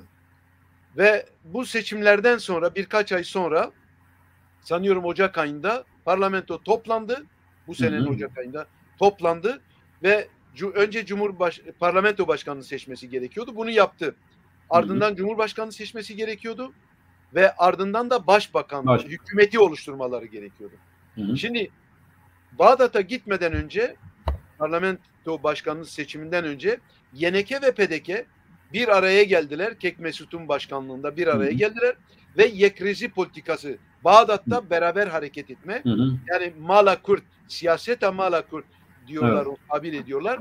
Önce Kürt evini, içini düzeltelim ve böylece Kürt kütlesi olarak gidelim diye Bağdat'ta öyle oturalım. Bunu tespit ettiler ve gittiler. Fakat nasıl olduysa PDK Sadr'la, yani parlamentodaki en büyük güç olan Muktada el Sadr kütlesiyle Şiilerin, Sünnilerin kütlesi Muhammed Halbusi'nin önderlik ettiği kütleyle birleşti. Yekiti'yi tecrit ettiler. Yekiti'ye haber vermeden böyle bir şeye kalkıştı ve parlamento başkanını seçtiler. Seçince tabii YNK ayazda kaldı. YNK de boykot etti parlamentoyu ve kendisini çekti. Şimdi Kürtlerin bu olumsuz rolünden, oynadıkları bu olumsuz rolden dolayı bir sene boyunca Irak'ta Cumhurbaşkanı seçilemedi. Evet. YNK'nin, şimdi bu olay Kuzey Kürtleri tarafından fazla bilinmiyor. Ama olayı ben çok iyi biliyorum, takip ettim. Senin de haberin vardır mutlaka. Şimdi neden? Çünkü Cumhurbaşkanlığı Kürtlerden seçiliyor biliyorsun. Evet, Parlamento başkanı Araplardan. Cumhurbaşkanı Kürtlerden, başbakan da Şiilerden. Nüfus oranlamasına göre. Şimdi niçin peki Kürtler anlaşamadı Cumhurbaşkanlığı meselesinde? Şimdi PDK dedi ki Berhem Salih dedi, Kürtler için fazla bir şey yapmamış, istemiyoruz. Zaten daha önce de onun seçimine karşıydı. Bir şey çıkardı. Fuat Hüseyin'i çıkardı. Şu anda Irak Dışişleri Bakanı olan. Çok iyi bir yurtseverdir. Kürtler için yani hizmeti geçen PDK'lidir ama iyi bir Kürttür. Feyli Kürtlerindendir bu. Fakat diplomasiyi bilen, dil bilen, son derece akıllı bir insan. Yani benim takdir ettiğim insanlardan güneyde bir tanesidir. Şimdi bu insanı Berhem Salih'e karşı çıkardı ama YNK ve diğer Arap Şiilerin de, Sünnilerin de bir kısmının oyunu alarak Berhem Salih Cumhurbaşkanı oldu. Şimdi Cumhurbaşkanı fazla rolü yok diyorlar ama aslında var. Oynadığı bir rol var. Devlet içerisinde güç dağılımında bir rolü var onun. Mesela kendisine gelen kanunları imzalamama güç şeyi var. Ya da arabuluculuk yapma şeyi. Yani bir sürü rolü var aslında. Şimdi temsiliyet var uluslararası düzeyde, o temsil ediyor devleti yani. Hayır, nasıl olmaz o? Eğer Berhem Salih Kürt Cumhurbaşkanı olarak, yani Irak Cumhurbaşkanı ama bir Kürt olarak Kürtlerden, Kürdistan'dan yana fazla bir rol oynayamıyorsa bu kendisine PDK ve YNK'nin birlikte vermediği güçten kaynaklanıyor. Şimdi asıl gücünü Araplardan, Şiilerden, Sünni ve Şiilerden almıyor. Cumhurbaşkanı Kürtlerden alması gerekiyor. Şimdi sen Kürt olarak, PDK ve YNK olarak ortak bir siyasetle onun arkasında olursan o güç sahibi olabilir. Dolayısıyla o zaman rolünü oynayabilir. Şimdi Berhem Salih'a birçokları o kadar çok iğrenç küfürlerde, Kuzeyli Kürtler bir kısmı çok, yani maalesef çok iğrenç küfürler bile yaptılar. Şimdi ama gerçeği bilmiyorlar. Gerçek budur. PDK ve YNK seçtikleri, kendi atlarına seçtikleri Cumhurbaşkanlığı, çünkü orada artık YNK'lik ve PDK'lik rol oynamıyor. İster PDK'li olsun, ister YNK'li olsun. O Kürt temsilcisidir. O Kürttür ve Kürt temsilcisidir Cumhurbaşkanı. Dolayısıyla bu iki gücünü ve şeyini asıl buradan alacak. Yetkisini onlardan alacak. Ama şimdi sen bu desteği vermesen, şimdi kim giderse gitsin, Kek Mesut da gitse, Mamcelal kalkıp mezarından tekrar Cumhurbaşkanı da olsa, eğer sen destek vermezsen Kürt kütlesi olarak, o hiçbir şey yapamaz. Şimdi ne oldu peki? Sonuçta 3 tane milletvekili, 3 tane Cumhurbaşkanı adayı vardı. PDK'nin vardı, YNK'nin de 2 tane vardı. Birisi sözüm ona bağımsız. Şimdi Doktor Latif Reşit, diğeri de Berhem Sağlı. YNK Berhem Sağlı'nı resmi aday olarak seçmişti. Ama son anda durumlar değişti. Anlaştılar, Şiilerin bir kısmı ve PDK ile de kerhen anlaştılar. Dolayısıyla da birinci turda herkes kendi adayına oy verdi. Ama ikinci turda Doktor Latif Reşit, PDK de oy verdi ona ve Cumhurbaşkanı oldu. O andan itibaren PDK, YNK kalktı ortada. Kürtler adına bir Cumhurbaşkanı seçildi ve ardından da hemen başbakan seçildi ve hükümet oluşturuldu. Kürtler 4 tane bakanlık aldılar. 4 bakanlıkta şimdi PDK 31 milletvekiline sahip olduğu için 18 mi 19'da YNK'nin milletvekili var. PDK asıl gücü, kütleyi oluşturduğu için 3 Dışişleri Bakanlığı, Su Bakanlığı ve bir bakanlık daha var. 3 bakanlık aldı. YNK'ye de Adalet Bakanlığı düştü. Şimdi olay bu. Fakat burada bilinmeyen bir hadise var. Bir senedir neden sürüncemede kaldı? Hala PDK aslında bu demin izah etmeye çalıştığım gerginliğin de sebebi o. Sebep şudur. PDK ya diyor bana Kerkük valiliğini vereceksiniz ya da doğal gaza ortak olacağız. Yani çünkü doğal gaz YNK'nin bulunduğu bulunuyor. YNK'nin bulunduğu bölgede bulunuyor. Kerkük'te de YNK'nin nüfusu çok. Dolayısıyla YNK ne Kerkük valiliğini vereceğim diyor, ne de benim bölgemdeki doğal gaza ortak olmayacağım diyor. Ama ortaklık olacaksa şöyle olmalı diyor. Bu YNK'nin söylediği. Birincisi, İbrahim Halil gümrükleri kesinlikle hükümete devredilmeli. Bizim mesela onların, YNK'nin elinde 2 tane gümrük var. Başmak ve Pervizhan diye bilinen bir var. 2 gümrük var. Resmi gümrük. Bu gümrüklerin geliri hükümete gidiyor. Ama İbrahim Halil gümrüğünün de çok Irak çapında büyük bir gümrüktür bu aslında. O gelirlerin hükümete verilmesi lazım. O zaman sizin bölgenizdeki petrol, çünkü KDP'nin bulunduğu bölgede daha çok çıkıyor. Gaz da YNK'nin bulunduğu bölgede. Dolayısıyla her bütün gelirler hükümete devredilmeli. Şimdi YNK söylediği şu. KDP diyor hükümeti monopolize etmiştir. Bu monopolize etmeye son vermeli. Onun için de son yapılan 2 hükümet toplantısına YNK'li bakanlar katılmadı. Ve bir gerginlik sürüyor. O arada tabii bir takım ölüm olayları da oldu. YNK'nin kendi istihbaratına bağlı önemli bir insan katledildi Hevler'de. Şimdi KDP YNK'yi suçluyor. YNK de KDP'yi suçluyor o konuda. Böyle bir gerginlik havası var. Şimdi bu KDP'nin kongresi, 14. kongresinden daha önemli. 14. kongreyi ben şöyle bir şey kullandım. Yani KDP'nin 14. kongresi oluşturulan aile oligarşisini güçlendirdi diye. Aslında Güney Kürdistan'da bugün bu siyasi bir tespittir. KDP'ye ve YNK'ye yapılan bir küfür, bir hakaret değil. Benim siyasi tespitimdir bu. Şu anda YNK de aile partisine dönüşmüştür. KDP de aile partisine dönüşmüştür. Ve bu iki ailenin etrafında çıkar grupları oluşmuştur. Bu çıkar gruplarını ben oligarşi olarak, aile oligarşileri olarak tanımlıyorum. Çünkü siyasi partilerin rolü düştü, ikinci plana düşmüş oldu.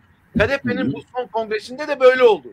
Şimdi bunu beğenirsin ya da beğenmezsin. Bu KDP'ye yapılan bir hakaret değil. Ya da YNK aile partisine dönüştü, aile oligarşisi oluştu dediğim zaman YNK'ye, Talabani ailesine hakaret etmiyorum. Ben siyasi tespitimi yapıyorum. Ama buna rağmen aile oligarşilerini oligarşileri olarak tanımlamama rağmen ben orayı destekliyorum. Neden? Çünkü orada bir federasyon var. Bu hiç kimsenin babasının mülkü değil. Bu federasyon Kürt milletinin federasyonudur. Ve ilk defa 4 parçada bu kadar önemli bir kazanç elde edilmiştir. KDP ve YNK ikisi büyük bir rol oynamıştır. Diğer partiler de var. Rol oynamışlardır ve Kürt milleti adına böylesi büyük bir olanak ortaya çıkmıştır. Büyük bir kazanç ortaya çıkmıştır. Kürtlerin görevi bu federasyonu korumalarıdır Kek Mehmet. Ama niye aile oligarşilerini eleştiriyorum ben? Çünkü bu aile oligarşileri siyasetin önünü tıkıyor. Bir. İkincisi milli dinamikleri baltalıyor, zayıflatıyor. Onun için ben buna yani eleştiri yapıyorum. Ama öbür tarafta da desteğimi kesmiyorum. Çünkü yine o federasyon bunlar KDP ve YNK eliyle yaşatılacaktır. Ben bunu biliyorum. Bağdat'a dönmeleri çok iyi bir şey oldu. Güney Kürdistan'da Kek Mehmet son 10 yılda 4 büyük olay gerçekleşti. Birincisi Kürtlerin kendi gaz ve petrollerini kendileri satmaya başladılar. 2013'ten itibaren. Bu çok önemli bir şeydi. Çünkü Bağdat'la anlaşmazlık içine düştüler ve kendi doğal kaynaklarına sahip çıktılar ve pazarladılar ama bunu yaparken çok yüzlerine gözlerine bulaştırdılar. Bu ayrı bir hadise. İkincisi referandum olayıdır. Referandum olayıdır. Biliyorsun referandum oldu. Evet. Tartışmak ayrı bir mesele. Ben de destekledim referandum çünkü bizim halkımızın doğal hakkıydı ve aktif olarak destekledik. Siyasi olarak yanlış hesap yaptılar. Ayrı bir tartışma konusu. Ama ben de destekledim. Doğru bir şeydi. Bugün olsa yine desteklerim. Üçüncüsü Kek Mehmet Kerkük ve tartışmalı yani ihtilaflı olan bölgelerin tekrar kaybedilmesi olayı. Yani Şengal'den ta Kerkük'e kadar Mendeli'ye kadar o topraklar yeniden kaybedildi. Peşmerge'nin denetimine geçmişti. Peşmerge orayı tekrar geri aldı. Dağış Savaşı'yla biliyorsun. KDP ve YNK ele geçti. Hakimiyet kurdular. Çok iyi bir gelişme yürüdü. Yani Dağış Savaşı bizim işimize bizi vurdu ama bizim de çıkarımıza oldu. Üçüncü olay bu. Kerkük hadisesi ve tartışmalı ihtilaflı bölgelerin kaybedilmesi. Dördüncü olay, önemli olay da geçen sene biliyorsun Bağdat Federal Mahkemesi en yüksek mahkemedir. Irak'ın en yüksek mahkemesidir. Tuttu petrol ve gazı yasaklayan Kürtlerin kendi doğal kaynaklarını satmalarını yasakladı. Petrole ve gaza yasak koydu. Bu 4 önemli olay gerçekleşti. Şimdi Kürtler yeni Ukrayna Savaşı'yla birlikte Kürtler şunu anladı, Güney Kürtleri. Çünkü Güney Kürtleri bizden çok daha iyi kavruyorlar. 100 yıldır petrolün ve gazın önemini, önce petrol, bugünlerde de doğal gazın önemini biz kuzeylerden çok daha iyi biliyorlar. Çok daha iyi yüksek seviyede tartışıyorlar. Çok iyi biliyorlar. Dolayısıyla dikkatini bir noktaya çekmek isterim. Başbakan olarak Mesrur Barzani hemen İngiltere'ye gitti biliyorsun. Ve o zaman işte bu Johnson vardı. Boris Johnson iktidardaydı. Bobo dedikleri iktidardaydı. Gitti bir görüşme yaptı bu meselede. Neçirvan Barzani de Kürdistan Federe Devlet Başkanı olarak Paris'e geldi. Yani bir diplomatik bir çıkar yaptılar. Yani ne oldu? O gaz olayı, doğal gaz olayı Ukrayna Savaşı'yla birlikte Rusya ile yaşanan gaz problemi bizde siyasi ve diplomatik dinamik ortaya çıkardı. Ve bu dinamikle bizim Kürtler Bağdat hükümetine bütünüyle geri dönme kararı aldılar. Nitekim 14. Kongrede PDK Kek Mesut bizzat kendim dinledim. Önemini Bağdat'ta dönme ve Bağdat'la birlikte çalışmanın önemine vurgu yaptı. Sebebi bu. Çünkü onlar şunu çok iyi biliyorlar. Ve benim görüşüm de odur. Eğer Güneyli Kürtler doğal gaz üzerinden, önemi ortaya çıkan doğal gaz üzerinden stratejik bir siyaset yaparlarsa, ki bunu ancak Bağdat üzerinden yapabilirler. Ne Tahran üzerinden ne Türkiye Ankara üzerinden yapamazlar. Asla. Dolayısıyla bu stratejik siyaset bize bağımsızlığımızı önce konfederal, yani federasyonun daha da güçlendirilmesi, ondan sonra da bağımsızlık yolunu açacaktır diye düşünüyorum. Onun için son derece önemlidir. Fakat ben geçenlerde bir programda Yunan mitolojisinde aslında geliyor. Bizim Mezopotamya mitolojisinden geliyor ama Yunanlar almışlar. Uroboros diye bir hadise var. olayı biliyor musun bilmiyorum. Kendi kuyruğunu ısıran ejderha anlamına geliyor. Ama bununla anlatılmak istenen, yani bu Latince'de sikl eternel diyorlar. Yani sonsuz kendini tekrarlama. Sonsuz tekrarlama. Şimdi bununla anlatılmak istenen işte kendisini habire tekrarlama olayı gündeme geliyor. Biz Kürtler tarihsel olarak hep kendi hatalarımızı tekrarlıyoruz. Ben onun için bu örneği veriyorum. Yani bu Uroboros olayı bizim Kürtlerin bu durumunu izah etmek için kullandım. Yani hep kendi tarihsel hatamızı tekrarlıyoruz. Şimdi bu tarihsel hatayı tekrarlamamak için bizim yeni bir stratejiye ihtiyacımız var. Onu da ancak KDP ve YNK'nin milli birliğini oluşturmakla mümkün olabilir. Ama gel gör ki partiler aile partilerine ailelerin hakim olduğu şeye dönüştü siyasi partiler. Bu olmaz. Şimdi bazıları diyor ya işte Orta Doğu'dur. İşte problem değil bilmem ne. Hak etmişler. Ya tamam da ben krallık bile olsun istiyorum yani. Yeter ki milli birliğimizi sağlasın. Krallık bile olsun istiyorum. Yeter ki bağımsızlığımızın yolunu açsınlar. Yani benim için problem değil. Ama şunu bilmemiz gerekiyor. Biz Kürtlerin, vatansever Kürtlerin şunu bilmesi gerekiyor. Demokrasi bizim milletimizin milli dinamiklerini birleştiren en önemli şeydir. Budur. Bu da milli hissiyatımızdan kaynaklanacak. Milli hissiyatımız zemin oluşturacak buna. Şimdi bu milli hissiyatımıza darbe olacak ne varsa onu reddetmek gerekiyor. Benim karşı çıkışımın eleştirdiğim nokta burasıdır Kek Mehmet. Yoksa ben KDP'ye karşı değilim, düşmanlık da yapmıyorum.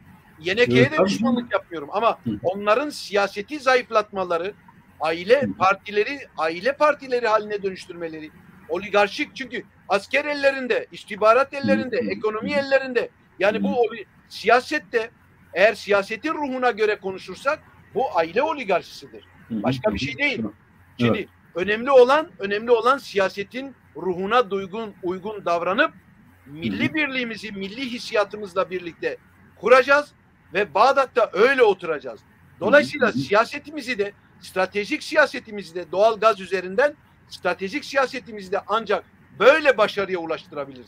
Başka türlü olmaz Kek Mehmet. Çünkü bu aile partilerine dönüşmesi onların arasındaki çelişkileri de derinleştiriyor.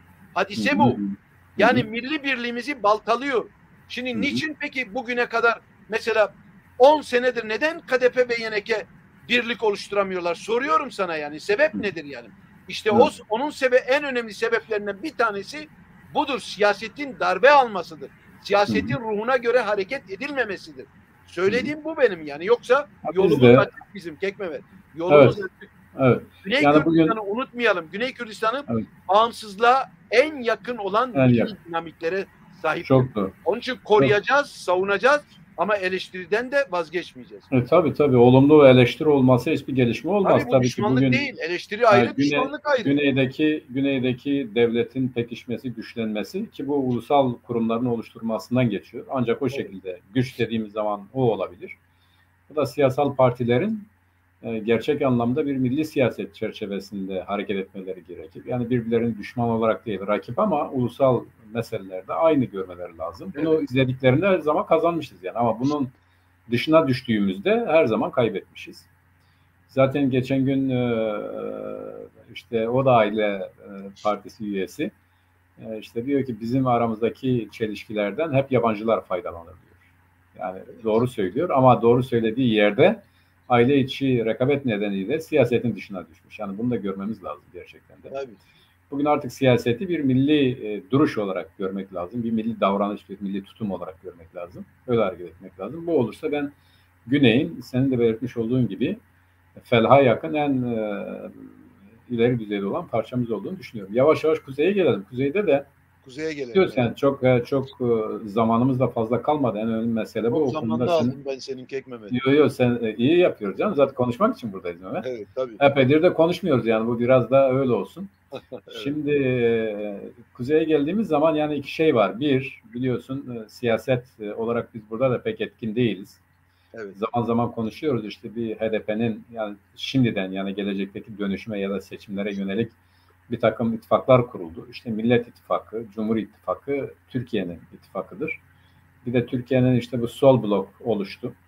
Bir dördüncü ittifak da işte Emek ve Özgürlük Cephesi oluştu. Bunların hepsi Türkiye'deki ittifaklardır. Bize geldiğimiz zaman daha bir şey yok. Yani biz işte diyelim biz PSK, Tevger böyle biraz birbirimize yakın duruyoruz. Öbür taraftan da diğerleri iyi kötü işte HDP çevresinde duruyorlar. Ama HDP ile onlar arasında bu yeni dönemde ne var ne yok onu bilmiyoruz. Zaten HDP de artık bu Emek ve Özgürlük Cephesi içerisinde yer aldıktan sonra da zaten artık bir kendisine has bir siyaseti kalmadı. Yani o blok içerisinde hareket etmek zorundadır. Ve biz de bakalım ne yapacağız ya da ne yapmamız gerekiyor. Orada nasıl görünüyor? Birincisi bu. İkincisi de tabii biz bu arada bir konferans yaptık, onu söylemiştim sana. Evet. Yani burada biz şunu tespit ettik. Bu seçimler ya da parlamento bizim stratejik hedeflerimiz açısından belirleyici değil. Ancak bu önemsizdir anlamında değil. Yani Kürt siyaseti bunu önemsemeli, bunu ciddiye almalı. İmkanlar varsa oralarda da hareket etmeli ama eğer bu imkanlar yoksa, bu mümkün değilse de yani bu dünyanın sonunda değil, kendi esas siyasetini, Kürt milletinin meşru taleplerinden hareketle, fiili siyaseti öne çıkarmalı, bir araya gelmeli, Kürt milleti olarak birlikte hareket etmeli. Ancak bu hareket neticesinde bizi görmeyen, bizi umursamayan çevrelerde bir değişiklik yaratma imkanı doğabilir. Esas olarak bu fiili gelişme önemsenmelidir. Yani bizim konferansın esası bu. Seninle paylaşıyorum. Bunu kimseye de söylemiyorsun zaten. O çerçevede hareket edeceğiz. Yani diyelim halkla ilişkiler olsun, bizim bu acil talepler meselesi olsun, onu empoze etmek, anlatmak, bu çerçevede kitlelere gitmek. Biliyorsun bugünlerde bizim Barolar Birliği de bir açıklama yaptı bir takım esaslar konusunda. O da önemliydi. Her ne kadar bizim acil taleplerden esinlense de yani o düzeyde olmasa da ama önemliydi. Bizim baroların birlikte hareket etmesi, Türk milletin haklarından bir takım demokratik talepleriyle. Ki ilk defa oluyor ha, değil mi bu düzeyde? Evet, tabii bu önemli. Yani o açıdan da biz destekliyoruz, önemsiyoruz. Ama daha önemlisi şu, yani bunun ötesine geçmeli. Kürtler bu şekilde demokratik kitle kuruluşları itibariyle, siyasetleri itibariyle birlikte hareket etmeli, birlikte mesaj vermeli, bir arada durmalı, birlikte davranmalıdır. Eğer bunu yaparsak biz Türkiye'deki bu bize sağır olan duvarı ya da bize karşı katı olan duvarı sarsabiliriz. Biz kendi haklarımız çerçevesinde hareket eden bir millet olarak hiç değilse bir şeyler elde edebiliriz. Birincisi bu, ikincisi de bir şey oldu. Biliyorsun bu yani onun üzerine siyaset oluşturan HDP'den hareketle 5-10-15 PKK'nın çocukları diyerek ya da Selahattin Kürt değilden esinlenerek hatta HDP kapatılmalı, Kürt partileri kapatılmalı hareketle siyaset kuran çevrenin geçen gün birdenbire gidip ya işte bu anayasa değişikliğinde bize destek verin demesi. Yani hani bu ne perhiz, bu ne lahana turşusu gibi. Sen oradan bakarken nasıl görüyorsun bunları? Ne diyorsun, ne demiyorsun? Bu gidişat nerede, eğer biz olmazsak nereye varabilir, biz olursak ne olabilir gibi. Bu konuda da sana böyle biraz yine geniş zaman vereyim, görüşlerini alayım. Yavaş yavaş programımızın sonuna geliyoruz. Bizim rejide çalışayım. Tabii, gayet tabii. Yok, kısa değil, bu konularda rahat konuş yani. Peki. Şimdi sıkıcı olmaması için diyorum. Şimdi hadise şu Kek Mehmet. Birincisi, Kuzeyli Kürtlerin önce benim kişisel kanaatime göre görebildiğim kadarıyla, analiz yapabildiğim kadarıyla şimdi siyaset yapma üslupları doğru değil. Yani bugün siyaset yapan, legal planda siyaset yapan kesimlerin siyaset yapma üslubunu doğru görmüyorum. Çünkü Türk devletini ikna etmeye yöneliktir bu. Ve ona yanaşmaya yönelik bir şey. Yani bunu nasıl tabir ediyoruz? Türkecilik olarak tabir ediyoruz. Şimdi bu Türkecilik yapmak, ister legal yap, ister yapma. Şimdi legal olduğun zaman bir takım zorunluluklar var. Çünkü yoksa legal siyaset yapamazsın. Ama üslubumuzu değiştirebilirsek ben daha uygun bir tarzda siyaset yapılabileceğine inanıyorum. Şimdi bu çok önemlidir. Kürtlerin kendi siyaset yapma üsluplarını değiştirmeleri gerekiyor.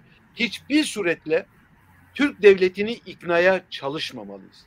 Türk devletine yanaşmaya çalışmamalıyız. Şundan dolayı Kek Mehmet, insanların çoğu bizim bir sömürge ülke olduğumuz, Türk milletinin ezen bir millet olduğu, Türk devletinin Kürdistan'ı işgal ve ilhak ettiğini çoğu insan unutuyor. Dolayısıyla bunu unuttuğun zaman bir perspektif oluşturamıyorsun. O bakıma oluşturmadığın için de kendini Türk siyasetinin, düşünce biçiminin, siyasetinin bir parçası olarak görüyorsun. Türk devletinin, siyasetinin ya da Türk milletinin düşünce biçiminin bir parçası olarak kendini gördüğün andan itibaren o zaman işte Türkecilik yapmaya başlıyorsun. Türk milletini ikna etmeye çalışıyorsun. Hatta devleti ikna etmeye çalışıyorsun. Ona yaranmaya çalışıyorsun. Yani özür dileyerek konuşuyorum. Yaranma, tırnak içinde yaranmaya diyorum. Yani siyasetini onunla paralel hale getiriyorsun. Evet ve onun bir parçası haline geliyorsun. Dolayısıyla kendine ait bir gündem oluşturamıyorsun. Oysa ki bizim gündemimizi biz kendi ulusal kurtuluş davamız var. Ulusal kurtuluşa ait, ulusal kurtuluş mücadelesine ait, davamıza ait bir gündemimizin olması gerekiyor Kek Mehmet. Türk siyaseti, Türk devlet ve Türk millet siyaseti bizim gündemimize oturduğu zaman biz kendi problemlerimizden kopuyoruz adım adım. O bakıma burada iki önemli şey rol oynuyor. Birincisi ortak vatancılık yalanı. Yani Türk vatanının, Türkiye'nin daha doğrusu Kürtlerin ve Türklerin ortak vatanı olduğu ya da Türk devleti Kürtlerin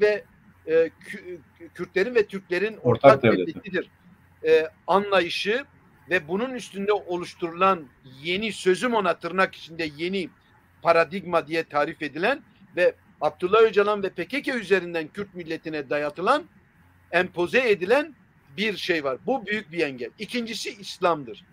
Yani Türk İslam'ına bağlı oluşumuz. Tabii buna ben Aleviliği de katılıyorum. Yani Reha-Hak diyorum. Ben Alevi demiyorum. Doğru söylüyorsun. Ben Alevi olarak tanımlıyorum. Ama bizimkisi aslında Reha-Hak'tır. Reha-Hakçıların önemli bir kesiminin kendisini hala CHP'de ya da Türk siyasetinde görmeleri gibi. Onu da ben anlıyorum. Neden öyle yaptıklarını çok iyi anlıyorum. Çünkü Sunniliğin yani İslam'ın hem İslamiyet'ten korkuyorlar hem de biz acaba orada kendimizi ifade edersek yani baskıdan, zulümden korunur muyuz? Mantığıyla, algısıyla. Bunlar yanlış. Bu iki sebepten dolayı yani dini sebeplerden ve siyasi sebeplerden dolayı Türk siyasetinden kopamıyoruz. Kendimize uygun bir şey oluşturamıyoruz. Gündem. Neden? Çünkü bizim siyasetimizi ortak vatancılık ve ortak devletçilik anlayışı bizim ulusal kurtuluş siyasetimizi monopolize etmiştir. Kendi monopolüne almıştır. Dolayısıyla onu kıramıyoruz Kek Mehmet. Hadise burada. Yeni bir alternatif oluşturmak gerekiyor. Bu alternatifi de onlara benzeyerek değil. Yani Türk siyasetinin bir parçası olarak siyaset yaparak değil. Türk düşüncesini hala kendi üzerimizde, kendimizde taşıyarak yapamayız biz bunu. Onun için önce yapılması gereken şudur. Biz Türk siyasetinden kopmamız gerekiyor. İlgisiz olacağımız anlamına gelmez asla.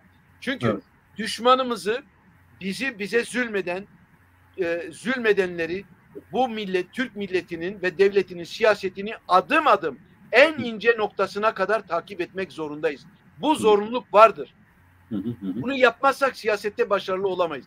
Çünkü onun siyasetine mukabil siyaset üretmekle mükellefsin sen. Eğer sen ulusal kurtuluşu düşünüyorsan, Kürdistan'ı düşünüyorsan öyle yapmak zorundasın. Ama sen onun bir parçası olarak devam ettiğin zaman asla bunu yapamazsın. Bu bakıma radikal düşünmek gerekiyor. Yani bağımsızlıkçı düşünmek gerekiyor. Şimdi bu bağımsızlıkçı düşünmek ve bunun üzerinde stratejik siyaset oluşturmak demek ne legal örgütlenmeyi reddeder ne legal siyaseti reddeder. Hayır, aksine bu senin netleştiğini Türk devletine karşı netleştiğin anlamına gelir.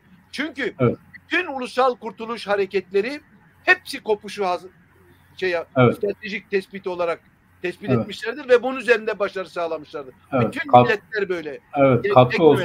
Katkı olsun diye. Tabii bak bugün bile şu günkü bu ulus devleti bize dayatan ki bir şey söyleyeyim ama unutmadan geçeyim. Bu çok önemli. Bu ortak vatancılık ve ortak devlet fikri nereden geliyor biliyor musun? Sen onu bilirsin. Ama izleyicilere hatırlatayım. Lozan'dan geliyor. Lozan'da Türk milletinin yaptığı yalanlardan geliyor. Lozan Anlaşması 1923'teki Lozan Anlaşması'ndan beri Türk devleti ortak devletçilik ve ortak vatancılığı Kürtlere dayatmıştır. Kabul etmeyen büyüklerimizi, atalarımızı, dedelerimizi, babalarımızı katletmiştir.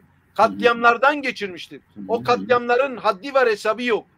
Yani böyle. Dolayısıyla bu yeni paradigma diye Abdullah Öcalan ve PKK'nin ortaya attığı şey yeni paradigma değil.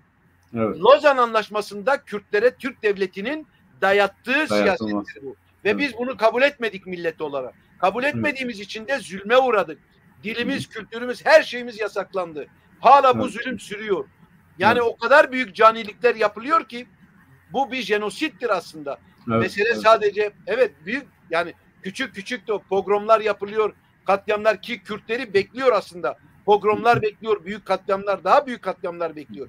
Eğer büyük devletler, demin başta da söylediğim gibi, müdahale etmezlerse, Türklerle bizi baş başa bırakırlarsa, Türk milleti bizi katledecektir. Düşün, bir Kürt sokakta Kürtçe şarkı söylüyor diye, şarkı, türkü değil, onu da söyleyeyim. Çünkü o da Türk siyasetidir bak. Bize şarkıyı unutturuyorlar, türkü diye şey yapıyor. Ya sen Kürtçe söylüyorsun, birçok Kürt bilmiyor. Bu inceliği bilmiyor ama Türk milleti bunu biliyor. Türk devlet siyasetidir bu. İnce politika yapıyor her şeyde. Türkü diyor. Ya sen Kürtsün, Kürtçe söylüyorsun. Bu türkü olmaz ki. Bu Kürtçe şarkı olur en fazla. Yani neyse, bunu geçeyim. Şimdi dolayısıyla şarkı söylediği için adamı öldürüyorlar. Üzerine benzin yakıp yapıyorlar, yakıyorlar. Yani böyle bir mezalim yaşayan bir milletiz. Dolayısıyla her şeye hazır olmamız lazım. Ama bunun için Kürtlerin kendi milli hissiyatlarıyla hareket etmeleri gerekiyor. Niçin? Çünkü ortak vatancılık ve Türkecilik en fazla niye karşı çıkmamız gerekiyor? Bizim Kürtlük milli hissiyatımızı kırdığı için, bilinç kırılması yarattığı için ve onu zayıflattığı için, asimilasyona yol döşediği için karşı çıkmak gerekiyor. Çünkü bir Alman büyük bir filozof var, sosyolog ve filozof. Büyük bir filozof, Jürgen Habermas diye. Bunun söylediği müthiş bir laf var. Onu burada tekrarlamak istiyorum sana ve izleyicilere. Daha önce yazdım, birçok kere de kullandım ama çok güzel olduğu için söyleyeyim. Diyor ki, bir milleti millet yapan, onun politik birliğini sağlayan, çimento görevini gören milli hissiyattır. Tabii. Kürtlerin milli hissiyatı bizi yaşatandır. Mesela Kürt var, Kürtçeyi bilmiyor. Ama onda Kürtlük hissiyatı olduğu için hala kendisine Kürt diyor. O hissiyat çok önemli. O hissiyat öldüğü zaman Kürt milleti ölür. Bütün bu ortak vatancılık, cumhuriyetçilik, ümmetçilik, İslamiyet adına bütün bunlar hepsi istisnasız bizim milli hissiyatımızı öldürmeye, yok etmeye yöneliktir. Onun için biz kendi milli hissiyatımıza sarılmamız gerekiyor. Bu milli hissiyat bize şunu emrediyor Kek Mehmet. Yine söyleyeyim, demin tekrarladığım gibi. Eğer siyasetin ruhuna göre hareket edeceksek bizim kopuş siyaseti yapmamız gerekiyor. Türkecilik, ortak vatancılık, ümmetçilik, bunları reddetmemiz gerekiyor ki hem kendimizi yaşatabilelim millet olarak, hem de günün birinde bağımsız olabilelim. Başka türlü kazançlarımızı elde etmenin imkanı yok. Şimdi buradan AKP ve HDP'nin şeyine gelelim. Ona gelmeden önce Mehmet, ben senin dediklerine de bir katkı olsun diye söyleyeyim. Evet, buyurun. Şimdi biliyorsun, Frantz Fanon diyor ki, yani ilk kurşun teorisi var, ilkini kendine sıkacaksın diyor. Yani bu sana işlemiş olan, seni kendisi gibi yapmış olan bir dışsal kuvvetten ayrılmak için evvela bu intihar gibi görünse de aslında burada bir metafor kullanılıyor. İlk kurşunu kendine sıkacaksın diyor. Bu doğru ve Cezayir hadisesi aslında büyük oranda böyle gerçekleşmiştir. Ve Cezayir Fransızca konuşur ama demiştir ki, ben senin de söylediğin gibi ayrı bir hissiyatım vardır. Ayrı bir milletim. Fransız yönetimi de dışarıdan gelen, beni yöneten bir idaredir, sömüren bir idaredir. Ve kendisini öldürerek aslında kendi yöneticisini öldürmüştür. Yani kendisini yok ettiği anda yeniden var etmiş ve Fransızlarla iki farklı varlık olduğunu kanıtlamıştır. Bugün Fransa'ya bak, yine en çok Cezayirli vardır ama Cezayirlidir onlar artık. Yani kendi ulusal kimliklerini biliyorlar. İkincisi, biliyorsun, Güney Afrika'da uzun yıllar, yani Mandela'dan itibaren, 1960'lardan itibaren devam etti. Uzun yıllardır içeride kaldı Mandela'lar. Mesele bir ırk ayrımcılığı meselesi olarak gidiyordu. İşte ırk ayrımcılığına son diyordu siyahiler. En son Steve Biko çıktı, dedi ki, ya dedi kardeşim, yani bu mesele dedi iki ayrı şeydir. Biz neyi ortadan kaldırıyoruz? Kaldırmaya gerek yok. Biz siyah, siz beyazsınız dedi yani. Evet. Siz bizi yönetemezsiniz dedi. Biz kendimizi yöneteceğiz ve bu siyah öfke dediğimiz hadise, biliyorsun daha önce de Amerika Birleşik Devletleri'nde de bu şekilde formüleyebildiği zaman, yani meselenin kendisine has tutumu, davranışı esas alınarak hareket edildiği zaman o zamanki en gerici kuvvet olan bugünkü Netanyahu gibi ya da Ariel Sharon gibi hani en gerici kuvvet diyorlardı. O de Klerk ne yaptı? Bu siyah öfkeyi görünce yani bu bizi çiğner geçer, biz bu şekilde artık eskidendi. Yani bizden kendilerini ezmememizi isteyen millet şimdi diyor ki hayır ya ben senden böyle bir şey istemiyorum. Ben seni tepeleyeceğim diyor yani. Yani ben kendi hakkımı kendim koruyacağım. Ben siyahım, sen beyazsın, sen ayrısın, ben ayrıyım. Ben ayrı olduğum için de kendimi yöneteceğim diyor. Ve bu siyah öfkenin kabarmaması için ya da bunu denetim altında tutmak için içeriye attı. Kimden medet bekledi? Mandela'dan ve Mandela çıktı, devlet başkanı oldu. Siyahiler artık bugün Güney Afrika dediğimiz zaman bir siyahilerin özgür olduğu ülke tabii sömürüyü bunu şunu ayrı tutuyor. Şimdi bugün biz de parti olarak Mehmet o konuda ben birkaç yerde de izah ettim. Çıkışımız, felsefemiz odur. Diyoruz ki Kürtler kendileri olarak siyaset yapmalıdırlar. Yani biz Kürdüz, haklarımız vardır. Bunu talep ediyoruz. Talep etmiyorsan Kürdistan hemen şimdi bizim sloganımızdır. Diyelim hakkımıza kapatılma davası açtı. Dediler adınızı değiştirin. Biz dedik Kürtler var mı? Var. Varsa hakları da var. Demek ki burada bizim bu varlığımızı kabul edip haklarımızı inkar eden sizin yasalarınız, değişmesi gereken sizsiniz yani. Biz doğal halimizde hareket ediyoruz. Bugün de Hakk'ın esas felsefesi kendisi olarak bir milletin kendisine sahip çıkarak kendisinin ne olduğunu kabul ederek siyaset yapmasıdır. Bu olursa yani senin dediklerine katkı olarak Kürt milleti kendisi olarak siyaset yaparsa, kendisi olarak durur, haklarını savunur ve onları sahiplenirse bence meseleyi iki farklı kesimin konuşması gibi bir yolu da açmış olacaktır. Biz onu söylüyoruz zaten. Evet. Şimdi HDP'ye gelelim. Yavaş yavaş oradan da bu HDP'nin siyasetine de biraz değinelim. Yani geçenlerde de konuştuk. Kılıçdaroğlu demişti, evet Kürt meselesi var, muhatabımız HDP, çözüm yeri parlamento. Biz birincisini kabul ediyoruz, diğer ikisini reddediyoruz. Evet var Kürt meselesi ama sizin muhatabınız HDP değil, çözüm yeri de parlamento değil. Seni dinleyelim bakalım, sen nasıl bakıyorsun? Şimdi Kek Mehmet, hadise şu, bu AKP-HDP görüşmesinde şimdi Türk devleti diyorlar ki yeni bir çözüm süreci başlatacaklar falan. Evet. Ben o konuda yani çözüm süreci olacağına inanmıyorum. Yani böyle bir şey olmaz. Zor. Koşullar zor. Fakat neden? Çünkü Türkiye kendisini çözüm için mecbur hissetmiyor. Onu zorlayabilecek bir konumu yok. Çünkü bu şarta bağlıdır. Birincisi dış baskının ciddi mesela Güney Afrika'da olduğu gibi değil mi?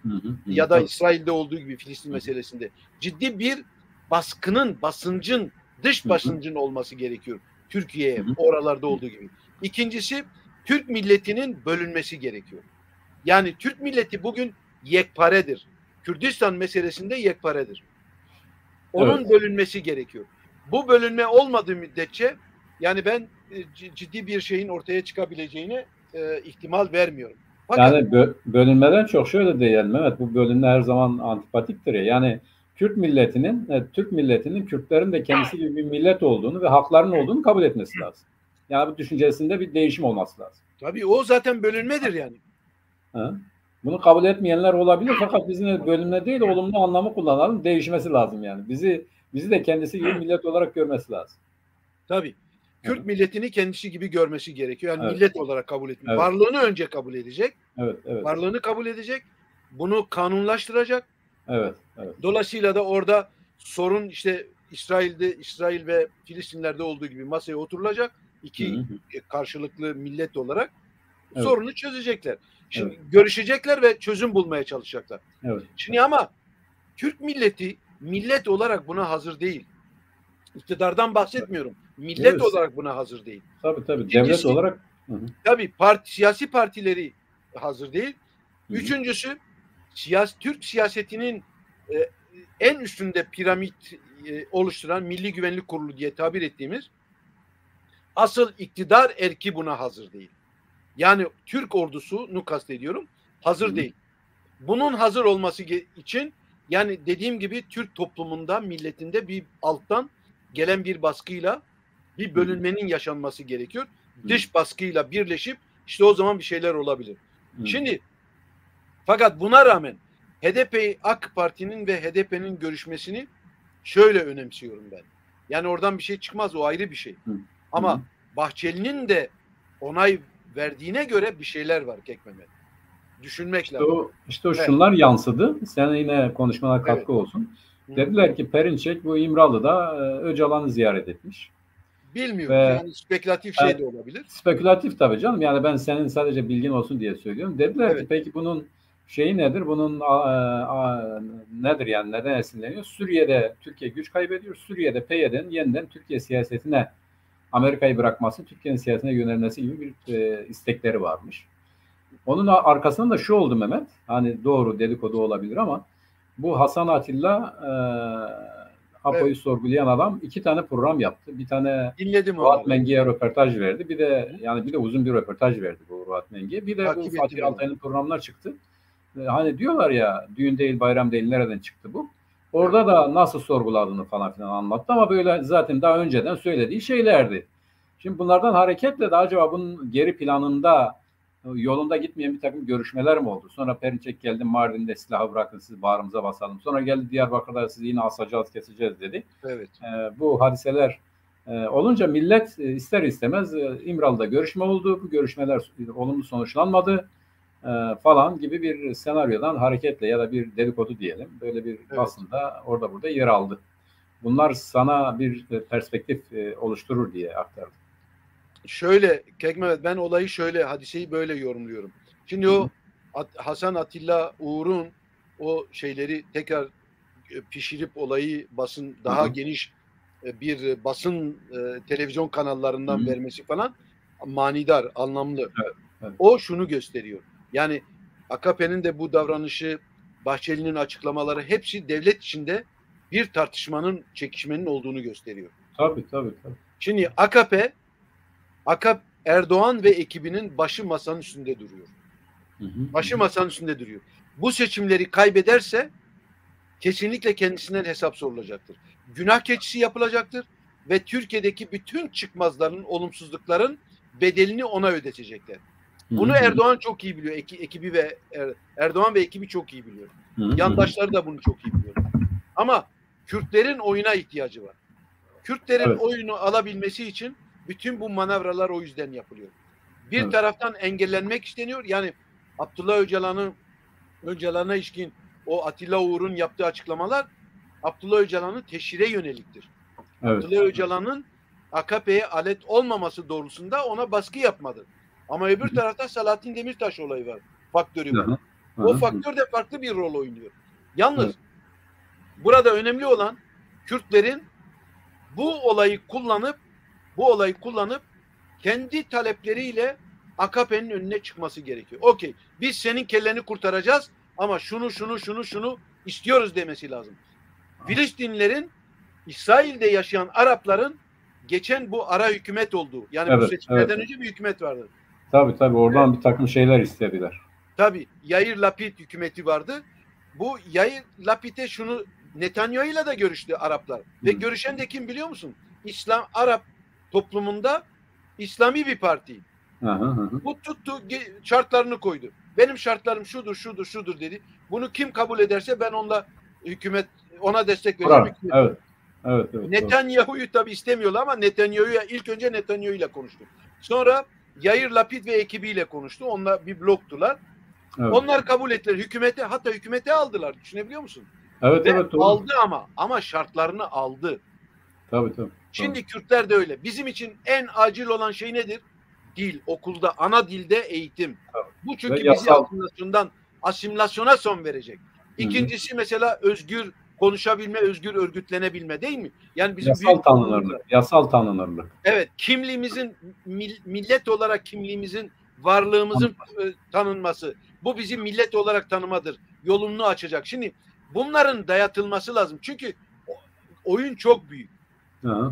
Türk siyasetinin bir kısmının kellesi gidecek. Dolayısıyla Erdoğan ve ekibine bu dayatılmalı. Başarılı olur mu olmaz mı ayrı bir olay. Ben çünkü Kürdistan meselesini tek partilerin meselesi olarak görmüyorum. Böyle görmek de yanlıştır. Hükümetlerin meselesi de değil. Bir milletin, hatta Türk devletinin merkezi sorunu. Aynen öyle. Türk devleti olmadan Kürdistan meselesinde dil talebinde bulunup o talebi bile elde edemezsin. Yani ana dilde eğitim hakkını bile elde edemezsin. Doğru. Ama iç siyaset, Türklerin çünkü kalabalık bir millet, ve habire birbirini yiyen bir millet. Şimdi dolayısıyla onlardan yararlanıp Erdoğan'ın ve ekibinin kellesini kurtarma adına pekala bir pazarlık yapabilir. Ama şimdi Evet. HDP bunu yapabilir mi? HDP bunu yapamaz. Birincisi ortak vatan ve ortak devlet politikasına angaje olduğu için. İkincisi PKK'ya bağlı olduğu için PKK'nın vesayeti altındadır. Üçüncüsü devlet baskısı altındadır. Devlet baskısı altındadır. Dolayısıyla bütün bunlar devlet baskısı da derken AKP'yi, politik partileri kastetmiyorum. Direkt devleti kastediyorum. Evet, evet. Türk milletini ve Türk ordusunu kastediyorum. Öyle yani devlet mantalite olarak. HDP bunu yapamaz. Maalesef. Maalesef. Çünkü liderleri, iki lideri eş başkana bak. Kürtlük hissiyatı taşımayan insanlar. Ya ikisi de Arap asıllı, gelmişler Kürtlerin 6-7 milyon oyu olan Kürtlerin başına çöreklenmişler ve yönetiyorlar. Bunu devlet ve PKK yaptı. Evet, evet. Şimdi evet. o bakıma maalesef ben umutlu değilim. Yani HDP onu yapabilecek, bağımsız hareket edebilecek, kendisini bu cendereden kurtarabilecek bir dinamik taşımıyor. Ama tabanı böyle değil. Eğer tabandan bir zorlama gelirse o zaman belki bir şeyler olabilir diye düşünüyorum. Evet. Ama taban da bunu yapar mı Kek Mehmet? Onu bilemiyorum maalesef. Evet, şimdi yavaş yavaş toparlıyoruz. Rejide artık bize epeyce bize bir zaman sundu. Evet, çok uzadı Kek Mehmet. Çok uzamadım. Evet, çoktandır görüşmüyoruz seninle zaten. Yani normaldir, o kadar da olabilir. 2 saat oldu insan. Evet, 2 saat oldu, doğrudur. Bir şey olmaz. O senin geç gelmenle alakalı. Yani izleyicileri bıktırmayalım demek istiyorum. Yok, tamam, kapatıyoruz Atoba. Yok, tamam. İyi oldu. Yani gidişat iyiydi. Memnun oldum Kek Mehmet, evet. Ben de şimdi olay şu. Ben senin gibi düşünüyorum. Bu dinamiklerin olayıdır. Evet. Yani bu hadisenin gerçekleşmesi için onu gerçekleştirecek dinamiklere ihtiyaç vardır. Ne yazık ki bu dinamikler yok. Yani bizim dinamikleri yerle yeksan ettiler. O milli direnişi biliyorsun. Bu Hendek hadisesinden ötürü. Onun için bu siyasetler. Onu konuşmadık tabii. Onun için bu siyaset. Trajediydi o. Çok büyük. Evet. O olmasaydı bu siyaset. Hesabı da verilmedi. Bak hesabı tabii. Da PKK onun hesabını vermedi maalesef. Evet. Yani o olmasaydı bu siyaset olmazdı. O olduğu için bu siyaset şimdi yürürlüktedir. Evet. Bu siyasetle sen de belirttin. Selahattin zaten geçen gün bir açıklama yaptı. Ya bunun fazla mesaj verdi. O Kemalist cenahta biraz kuşkular olunca siz yine gidip HDP ile AKP ile iş yapacaksınız diye. Bak sizi geçmişte kandırdılar, yine kandıracaklar. Sanki kendileri yeni bir şey yapacakmış gibi, öyle bir şey de yok. Evet. Yani hangisine dönersen dön, sen dediğin gibi devlet siyaseti Kürtlerin haklarının tanınması çerçevesinde herhangi bir dönüşüme hazır değil. Yani herhangi bir dönüşüm yapmak da istemiyor. Çünkü onu buna zorlayan yerel ve uluslararası şartlar ne yazık ki şu anda yoktur. Olmaz anlamında söylemiyorum. Biz zaten onun için diyoruz. Bir Kürt dinamiği olursa bunu çatlatabilir, bunu dönüştürebilir, bunu değiştirebilir. Yavaş yavaş toparlayacağız. Bunlar yine senin düşüncelerine katkı olsun diye söyledim. Varsa çok teşekkür ederim. Son bir kelime. Evet. Sadece bir kelime. Buyurun. Mehmet, bütün ulusal kurtuluş hareketleri radikaldır. Dolayısıyla Kürdistan Ulusal Kurtuluş Hareketi de radikaldır. Ama Kürt siyaseti maalesef radikal değil. Dolayısıyla radikal, devrimci siyaset yapmaktan korkmamalıyız. Bağımsızlık stratejisi üzerine radikal siyaset oluşturmalıyız. Cesaretle daha çok böyle mesela silahlı mücadeleden bahsetmiyorum ama onun dönemi evrildi. Fakat sivil itaatsizlikle çok iyi işler yapılabilir diye düşünüyorum. Aynen. Siyasetle. Ona önem vermek lazım, onu ön plana çıkarmak lazım. Çok teşekkür ederim. Vergi vermemek lazım, askere gitmemek lazım, onu yapmamak, bunu yapmamak lazım. Evet, maalesef böyle. Bunu yapacağız, yapmak zorundayız. 2 saatı aşmayalım ki programımız yayınlanabilsin. Çok teşekkür ediyorum Mehmet, sana ve izleyicilere, yöneten arkadaşlara da çok zamanlarını aldığım çok teşekkür ediyorum.